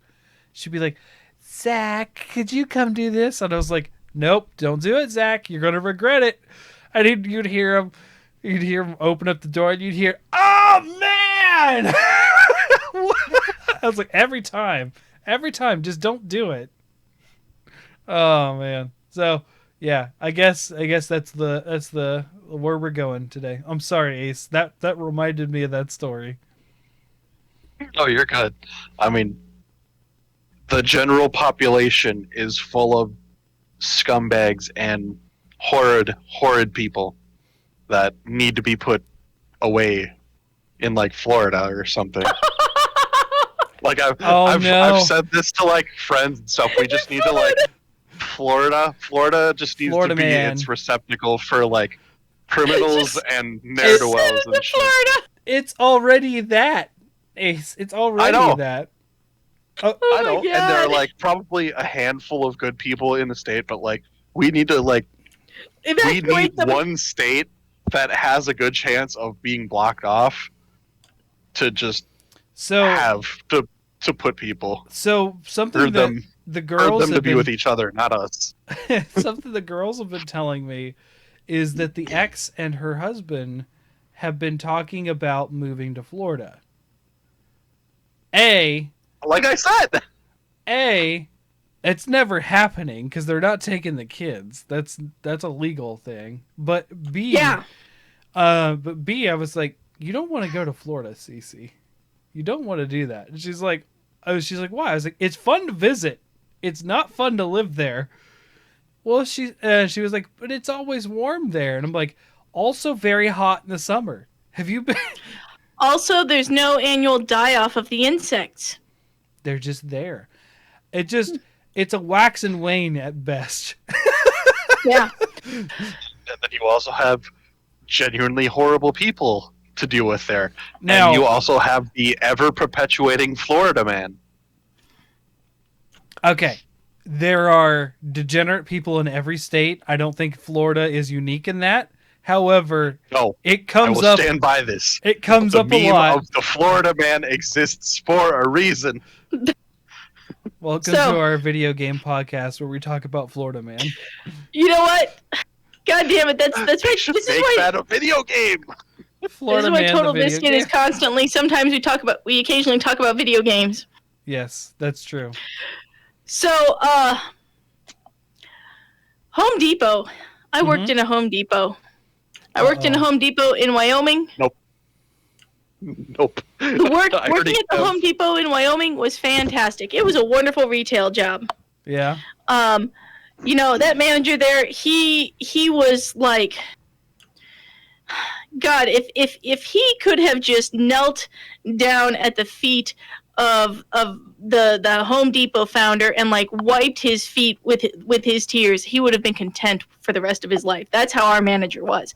He was also great to work for, and he was always like arranging like store potlucks and stuff. It was great to work there. And then I decided to get the fuck out of Wyoming and move back to Nebraska. Yeah. Great improvement. So he contacted, his buddies at corporate, and they like, oh yeah, this Home Depot in Lincoln, they need cashiers, so we'll just transfer you. Perfect, no problem. So transferred to the Home Depot here in Lincoln. Now, it's been a good 15 years or 12 years since I worked there, so they may be different now, in case any people who work at the Home Depot in Lincoln are listening. Yeah. But it really fucking sucked working there. One of the things that they had, those like orange buckets you buy at Home Depot? Sure. Okay. So every cashier has an orange bucket at their check stand full of just random crap, mostly impulse buy items like duct tape or wood glue or sandpaper, stuff like that. Just general like things that like, oh, hey, did you forget the sandpaper? Did you forget the duct tape? Ace is getting really aggressive in his facial expressions for some reason, and I'm a little scared. So, anyways, you had to sell every item out of your bucket every month. They were called your bucket items. And it was basically you had to upsell. No. You had to upsell these items, okay? Oh no, that's what you're talking about, Ace. You knew about that, didn't you? I've heard about this before. Yeah. Yes. Oh, have you Okay. heard this story before? No, not this story. No, I haven't heard the story, No. Okay. but I'm familiar with this. So the bucket items, that's what these are. The bucket items. You have to upsell these items that are in the bucket on your check stand. And you got to sell them all by the end of the month. Otherwise, you get chewed out and you're not making metrics and blah, blah, blah, blah, blah, blah, blah. Anyways, so this Home Depot, it's summer, so Home Depot opens at like 6 a.m. so contractors can get in and out. Sure. So it's 6 a.m. at Home Depot. It's early May or so. There's this, or I'm opening the store. It's about 5:55. There's this guy pacing back and forth outside the Home Depot waiting to get in. He looks like pissed, and I'm like, okay, whatever. This contractor, he's pissed. He's got to get his stuff and get out to his job site because somebody's riding his ass and all that jazz, whatever. But you know what? Damned if I'm opening that door before 6 a.m. because I don't fucking have to. Mm-hmm. So I get all my shit ready, and then I go open the doors, and he takes off. About 15 minutes later, other people like trickle in because there were other contractors waiting for the Home Depot to open. They just weren't pacing in front of the front fucking door. Mm-hmm. He comes back. He gets to my check stand about 15 minutes later, Yeah. and he has a tarp, a footlocker, a pickaxe, a bag of quicklime. That is what he had to buy right the fuck when a Home Depot opened.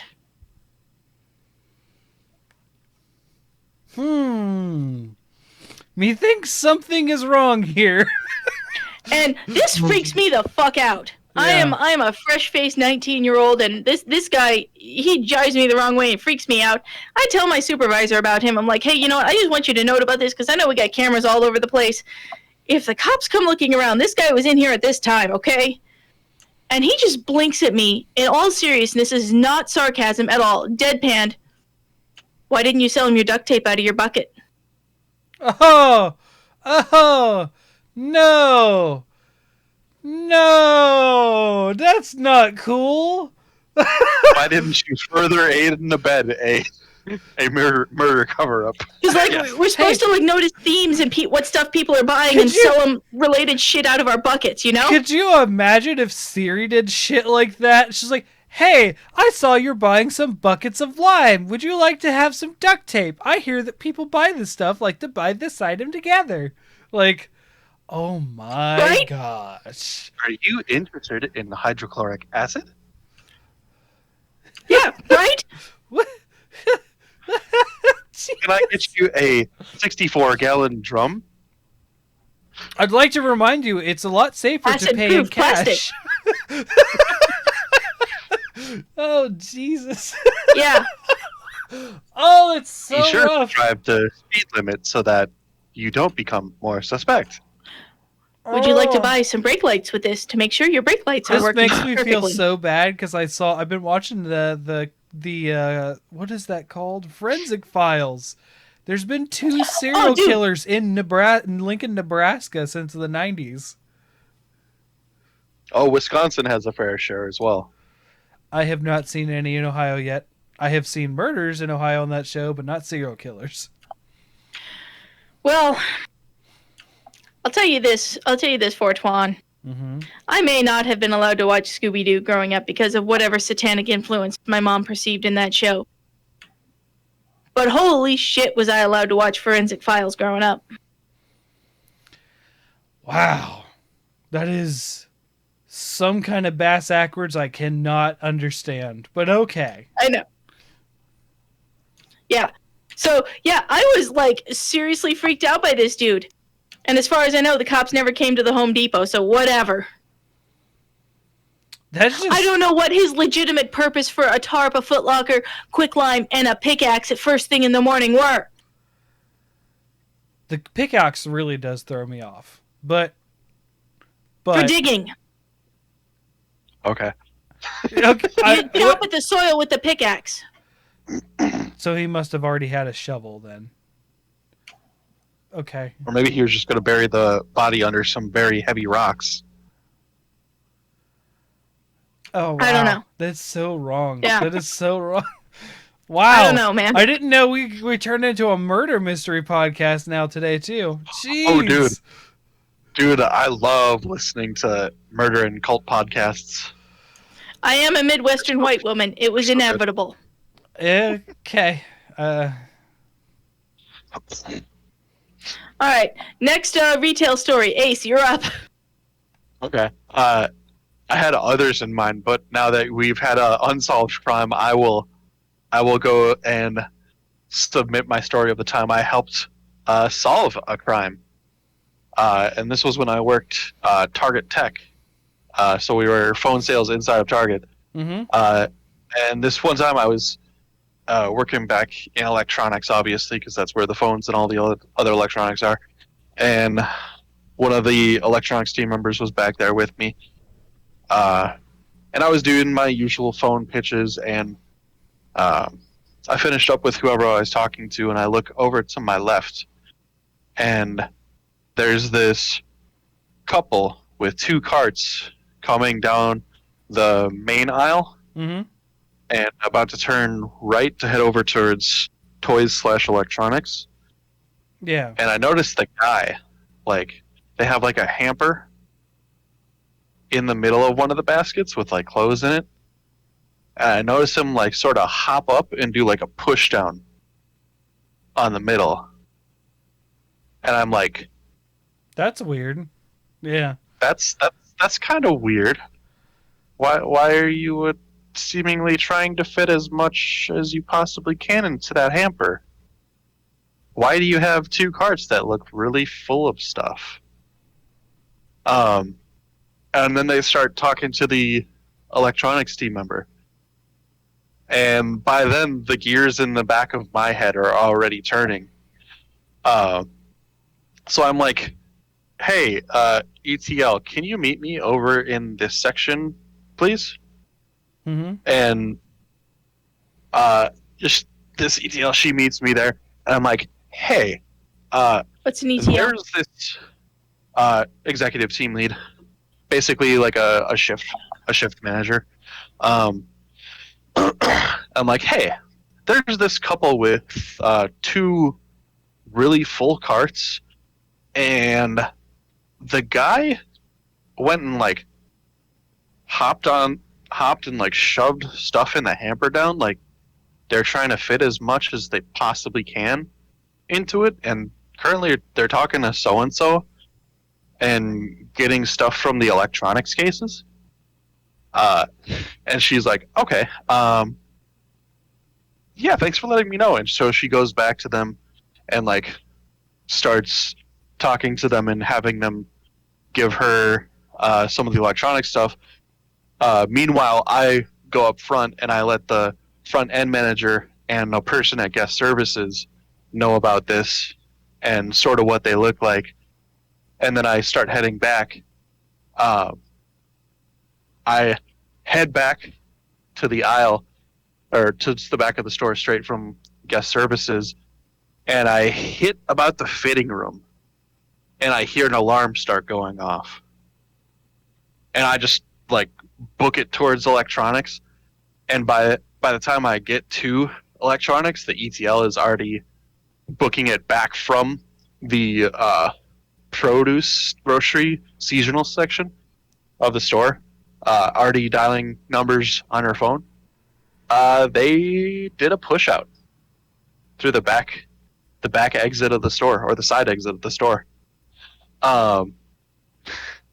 Before that, she'd taken 2 PlayStations and 2 Galaxy tablets out of their cart and brought them up front. And I was like, son of a bitch, if I'd been a little bit quicker about stuff, I could have maybe prevented them. But then I probably would have gotten fired, because I mean, Target, and like retailers in general don't want associates and employees blah blah blah to risk themselves, even though Yeah. there's also repercussions if you don't prevent theft and blah blah blah blah blah. So It's you lose or you lose. I have when you're finished with this, I actually have a story about a friend of mine who actually worked in Walmart about that. So go ahead. Yeah. And then I I followed up with the store AP person because, like, I had a good relationship with her, and she was a pretty friendly AP. And the store later went through a bunch of people who were kind of scummy.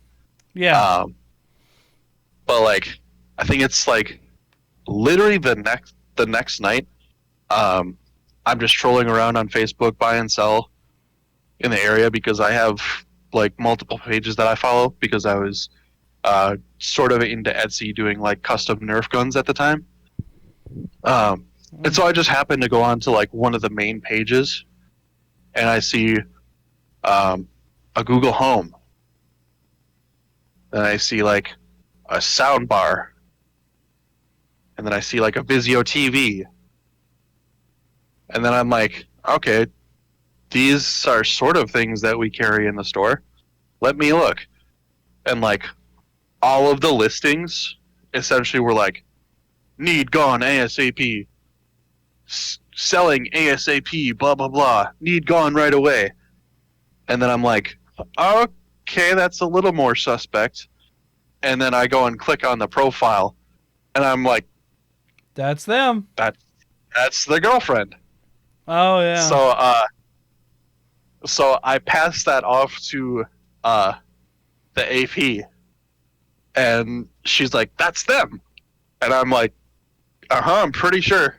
And then I remember, even though it was, I don't know, technically like a risk to myself, I messaged her and I was like, thanks. And I found out like 3 or 4 days later, they caught them and arrested them and their getaway driver. And I was like, yes, Oh do it. wow. Nice. You were a crime stopper. Mm-hmm. So, One of the rare events that I was actually successful.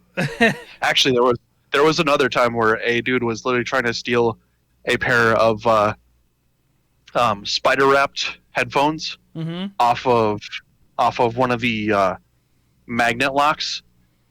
He managed to rip them off, and like I could tell that's what he was doing because he was like very violently like yanking at it to get it off, and then he like trolls around in the toys area, and then comes back to like the first or the second aisle, like not even like out of the way, and I'm like at the back end by video games, just watching him Mm-hmm. like go in between the aisle and start unpackaging it.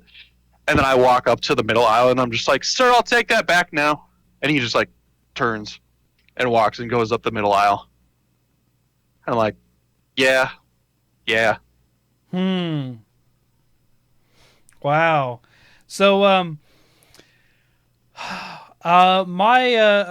old friend of mine that used to live next door to me in my old apartments in Dayton was a loss control prevention specialist at Walmart, aka secret shopper. So Yep. he told me about some stories where this was his daily life. He would just go to work in his normal clothes. He didn't wear a uniform at Walmart. He just pretended to shop. And there was this guy who was like stealing it was really weird. He was like underwear and stuff. Like he was like stealing like ladies' underwear. And Oh um no. he was in like the women's section. He was like, I don't know why, but I just pretended I was looking at dresses. And he called the guy out. I was like, hey, you gotta pay for those? Because he was like walking through the, now they have these doors in Walmarts where you have to go, like you can only go in them in the entrance and you can't go out them. Mhm. I don't know if you guys have those everywhere, but our Chillicothe one has them, but our Waverly doesn't. So, but like I said, I hardly was ever at the Waverly one. But he was like, sir, and the guy just starts sprinting. So this guy, being the go-getter he is, starts sprinting. He chases the guy down to the parking lot, tackles him, gets the product back, and in the process notices his hand is bleeding from like a pinprick. and the guy had taken out a needle. Apparently, he was like a heroin God. addict or something, and stabbed him with the needle. Oh no! Oh no!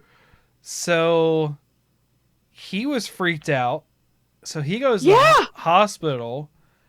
Um. And he ends up like saving the store of like hundreds of dollars. No, it wasn't just underwear. He was like trying to hide stuff in the underwear package, I guess. I don't know what it was. But as a result, he finds out he's okay. But I mean, it's a terrible scare, like a terrible scare. But he loses his job over it because of that risk to self stuff.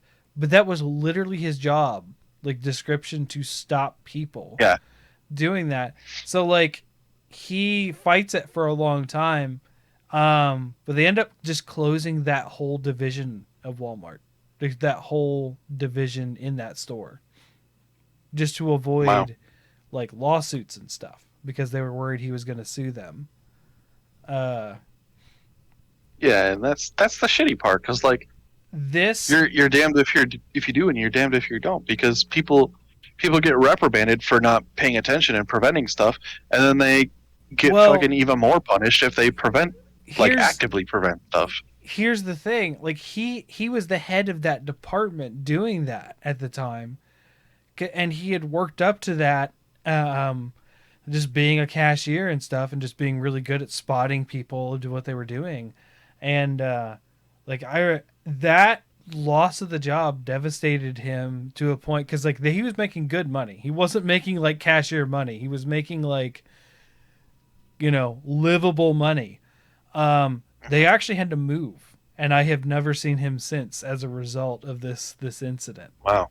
So I'm still friends with his wife on Facebook, so we talk through her sometimes because he doesn't have Facebook. But it was just a crazy like thing of events. Like he was more worried about like the heroin needle stuff, and like I would be too. It's just like, holy cow. Another crazy Walmart story is this one's a serious one. Like, it's not funny. So if you remember, there was that shooting at Walmart in Dayton, where the kid took the safety tip off the airsoft gun and was pretending to shoot people, and then the cops really shot him. And then the cops freaked the fuck out? Yeah. That happened in my local Walmart, and it happened as I was leaving. So I was pulling out of the parking lot, and then like 2 or 3 squad cars come flying into Walmart. Didn't know why. Learned a couple days later on national news and Reddit as to why and what went down. So that was scary. I was almost involved.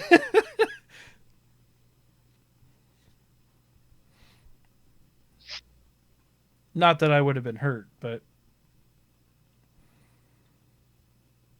I mean, just that kid was hurt, essentially. Yeah, well, moving on from that. Yeah, no, it's a rough one. It's a rough one, but that did happen. I mean, so moving on from that, I just, this is the same Walmart that I described before, the sketch Walmart. Yes.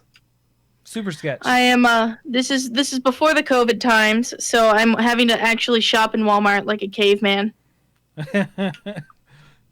Look, I do all my, like, internet shopping at Walmart, and then they just bring it to my door, and I don't actually have to set foot inside Walmart. It's great. Fair. All it costs me, really, is the tip to the driver. So, I'm shopping around Walmart, and you know what? Yeah, I gotta get some toothpaste, so go over to the toothbrush section. I'm getting the toothpaste. And I hear an aisle over this tiny little voice. Mommy, mommy, mommy, mommy, mommy, mommy, mommy. What? I want the Paw Patrol toothbrush. I want a Paw Patrol toothbrush. Can I have a Paw Patrol toothbrush? No! You don't even brush your teeth anyways. fun. Oh, I'll brush my teeth if I get a Paw Patrol toothbrush. No, I'm not buying you a Paw Patrol toothbrush. Uh, I'm like that. I'm like, yep. Walmart. Mhm. Yeah. This other lady and I, who's also just like, she's grabbing some like mouthwash. She and I just slow look at each other, and then we just go back to buying our toothpaste, and we both just like, oh god, we got to get out of here. Oh yeah. I mean, there's always stuff like just like crazy things you hear, and that's the whole reason why that's a whole subreddit. Walmart's, People of Walmart, yeah. people of Walmart, yeah. Oh, I forgot the other saddest part about that story of us in Walmart and the slow cashier. Uh-huh. This whole incident took place during the first week of the month. Oh no! So all the benefit stuff, yeah. Yup. So everybody's food stamps refreshed. Yep, that's always a very bad time to go to Walmart as well. Yeah. No, I actively avoid grocery stores on the first Monday of the month. I always forget. So like I end up just coincidentally going on those days sometimes. And No, I'm like, no, yeah, no. If it's the first Monday of the month, I'm like, we will eat whatever we have in the cabinets, guys. I'm not going to the store, and neither are you. You'll go, and you will not come back. Yeah. It's just there's so many people. I just wanted some Ritz crackers, damn it. Yeah. The only other weird Walmart story, specifically Walmart story I have, I believe it was when we were in my friend's hometown before we were heading out to either DaishoCon or Anime Milwaukee. And we pulled up to the Walmart in our cosplays. So like I was dressed up as Deadpool and stuff and whatnot. But we like pull up in the aisle and there's a car across from us. Mm-hmm. Like diagonal, and we see this couple, like as we pull up, very quickly shift. And so we're pretty sure that there was a couple getting frisky in the Walmart parking lot. Because they like very quickly shifted away from each other, and it was like, oh no! So there was a park. So I used to be in post-secondary options, which is when you're in high school, you take college classes instead of high school classes. So I did this my junior year of high school, which caused me to have 5 band periods because all of my classes were at the college and not at. So I worked as a TA in the band room, but. Mm-hmm. I remember I came out, I went in, and there was a side parking lot that people don't like to use, but it was like the closest parking lot from the road, and people would go in front of the building or whatever. This is like beside the building, but my classroom is like dead on the side of that building. Like walk in, take a right turn, you're there. So that's why I parked there. It was like just right there. This class was a 4-hour class that started at 7 o'clock. So 11 o'clock at night, I am getting out of class. I am the only one that parks there that is for that class. Because again, people don't like to park in that side parking lot because they have classes all day, and that's just my one class that day. So I don't worry about it. So I notice just offhandedly, there's this SUV parked in the same parking lot. It's not like that parking lot's empty when I get there, but it's mostly empty when I come back out. Mm-hmm. I am walking out of class, out that door. I walk, and there's like a bridge that goes across, and I walk across this bridge, and there's just that one SUV sitting there. But now it's doing this, rocking left and right quite a bit. And I'm like, that's odd. So I give it a wide berth. One of two things. I give it a wide berth, like very wide, and then I have to turn on my lights when I turn on the car, and I have to back up, and the lights end up slashing across the car, and it immediately stops. And then I was like, oh, they noticed me. And I was embarrassed because I didn't want to be anywhere near. So I just back up, back into a spot, and then just sort of drive out. Meanwhile, campus police comes rolling in. I was like, boy, I did not want to be there. So, yeah. Yeah, that was an interesting one. Yeah. Well, I got one last Walmart story. Sure, I have no more. I mean, and then I gotta go. Yep. So this relates to our fishy tank that we got last month. Yeah. Like a couple of idiots, we forgot about getting a bubbler to oxygenate the water. Sure. I mean, there's a lot that goes in with fish, but yeah, I can understand. Yeah. So about 3 days after we stock our fishy tank with fishies, I noticed they're all doing the sort of gulping for air at the surface thing, and I'm like, oh shit, that means there's no oxygen in the water.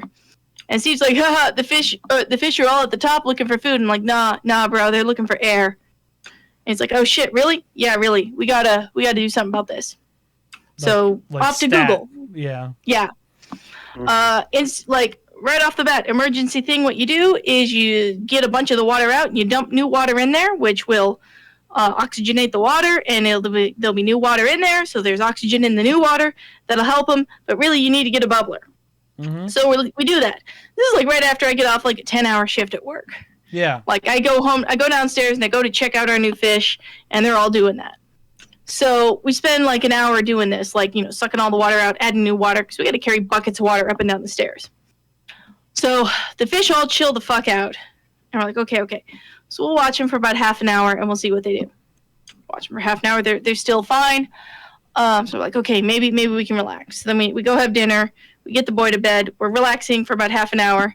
Steve cracks a beer. We're having a good night. And then I notice two of them swim up, and they're doing the thing. And I'm like, shit. Mm-hmm. It's 9 o'clock at night at this point. It's about my bedtime. I'm in my jammy jams. I got my cozy sweater on and my cozy pants, and I do not let people see me in my pajamas. Even in college, when I had roommates, I was not a fan of that. Fair. It has to do with how I was raised. Being in your pajamas, even if they're literally sweatpants and a shirt you were wearing earlier in the day, those are your jammies. You are not fit to be seen in those. Sure. But the fish are gasping for breath again. I'm like, crap. Well, Steve's not fit to drive. He's drinking a beer. So I guess my ass is going to Walmart tonight. Mm-hmm. So it's about 9:30, 10 o'clock at night. I roll on up to the sketchy Walmart. Luckily, it wasn't after 11 because I guess our fish would have been dead. Right. Yeah. And I roll on up to the sketchy Walmart because that's the closest Walmart to my house, and Petco closed 2 hours ago. Yeah. And I am wandering around this sketchy Walmart, tired as hell because my bedtime is 9 o'clock most nights, looking for a goddamn bubbler for a fish tank. Mm-hmm. And that is the only thing I buy that night. I just, I can only imagine what that cashier is thinking. This person rolls on up in their jammies at sketchy Walmart, and they buy one thing. Oh, my fish came very close to certain doom. Because while there was a bubble machine and a little thing to put, so you got to get the pump that blows the air. Mm-hmm. You got to have the thing that sits underwater that the air comes out of. But you know what you need in between those two things? A tube, right? A tube. I bought the last fucking tube in the Walmart. Oh, wow. Yeah. So, I got all three of those things, and I'm like, okay, I really hope that this is all I need to make bubbles in my fish tank. Turns out it was. Good. So I get home at 10:45 with this bubbler set up, and I'm like, all right, Steve, I went to sketchy Walmart in my jammies. You can set up the bubbler. Which he does. Mm-hmm. It takes them about half an hour, but we get the bubbles going, and then we anxiously watch our fish to see if they start breathing easy. Yeah. Which they do. They do. But the next morning we discover... Oh, no, it was that night. That's right. It was that night while we were sucking the water out to replace it. We discovered that my son's favorite fish had died. Yeah, I do remember you I told saying you about in that. Discord. Yeah. Yes. Yeah. Yes. We had to Timmy teach Yes. about death. Yeah. Timmy the fishy died. He still talks about that, by the way. That's rough. He tells me he is very sad that Timmy the fishy died, but he is happy that we went to the pet store the next day and got 3 Liam fishies. That look exactly like... Yeah. We went to the pet store. We did not try to get a Timmy 2 or a new Timmy, but we went to the pet store and we got some new fish that were the same species as Timmy fishy.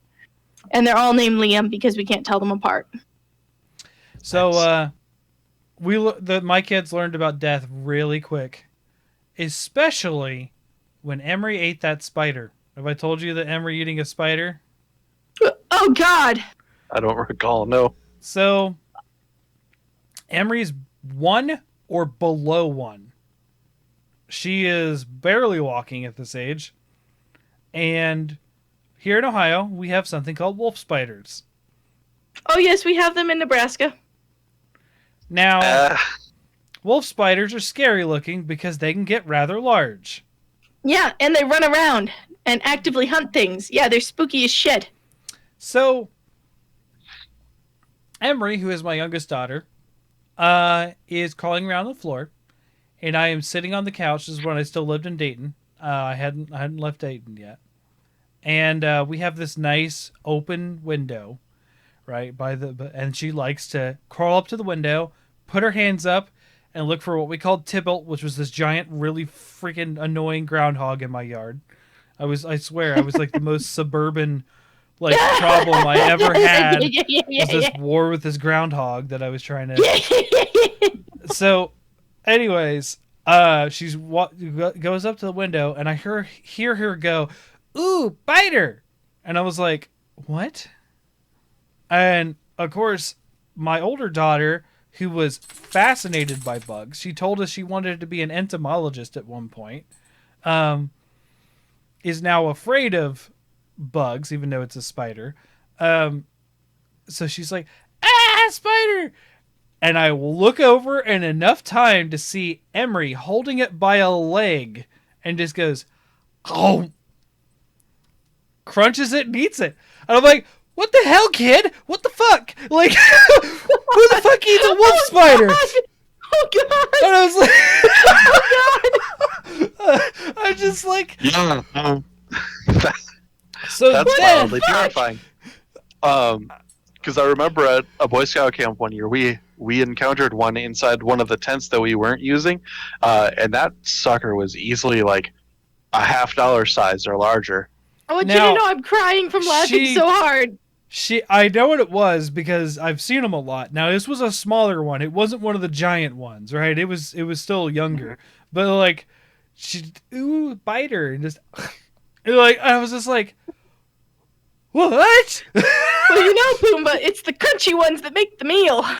So, That's then that is when the girls learned about death, because Cece was like, "Oh no, the spider's crawling around in her tummy." I was like, "No, that spider is 100% dead. That is," and she was like, I was trying to get over that, but I was also trying to explain to Cece what death was at the same time, because Oh God, I have to that explain spider. how the spider's not going to bite her tummy. So, That spider did not wake up today expecting to be eaten by a small human. oh my gosh. You had to both get over the fact that one of your children was a demon, and then and then teach the other at the same time. See, there is a reason why we call Emery the barbarian. She just does Holy things. shit. Holy! Food. I don't think I could have ever been prepared for that. It was just Nothing. it was just like, oh my gosh, that is such an Emery thing to do. Oh my gosh. Like I had a cat once that would capture wolf spiders alive and bring them to us, and that was freaky as hell. Oh, dude, my dad talks about one that he doesn't like spiders. He's not like super afraid of them, but he doesn't like them all the same. So us growing Mhm. up in the country, lots of bugs and stuff get in the house, and there's a wolf spider in the bathroom, and he's like, "Nope, I'm not dealing with this." So he goes and gets a steel-toed boot, and he goes to step on it, and he's like, "You know what? If this thing moves and crawls up this leg, my leg, I'm gonna scream like a girl," is what he says. So he's like, "Nope." So he takes the boot and he goes, lifts it up over the spider, like right over it, and the spider gets up on four legs and puts the other four up in the air like this. Yeah, that thing they do. I know. Yeah, and then Dad drops the boot. It catches the boot, dies in the process, but catches it. The boot never touched the ground. Oh my god! And Dad was like, "Nope." He left it. Yeah. That's like that's like that. Was it like a Skittles commercial or something like that? Where like there's like the girl on the couch and she's like, "I'm a spider," and the dude's like, huh, "Whatever, watch this," and he goes to like squish it with his fingers or something, and it like grabs his finger and like starts flipping him around Oh, the yeah. apartment. There's hilarious. One of my okay. This is we got to go after this. Last thing, and then I gotta go, man. Yeah. It's late. So it reminded me of my favorite commercial ever, which is a Doritos commercial. Okay, now it's Maybe it was a Doritos commercial. I don't know. It's not. It doesn't involve a spider. It just reminds me of like a guy basically being like, "What the f?" in like a Super Bowl commercial.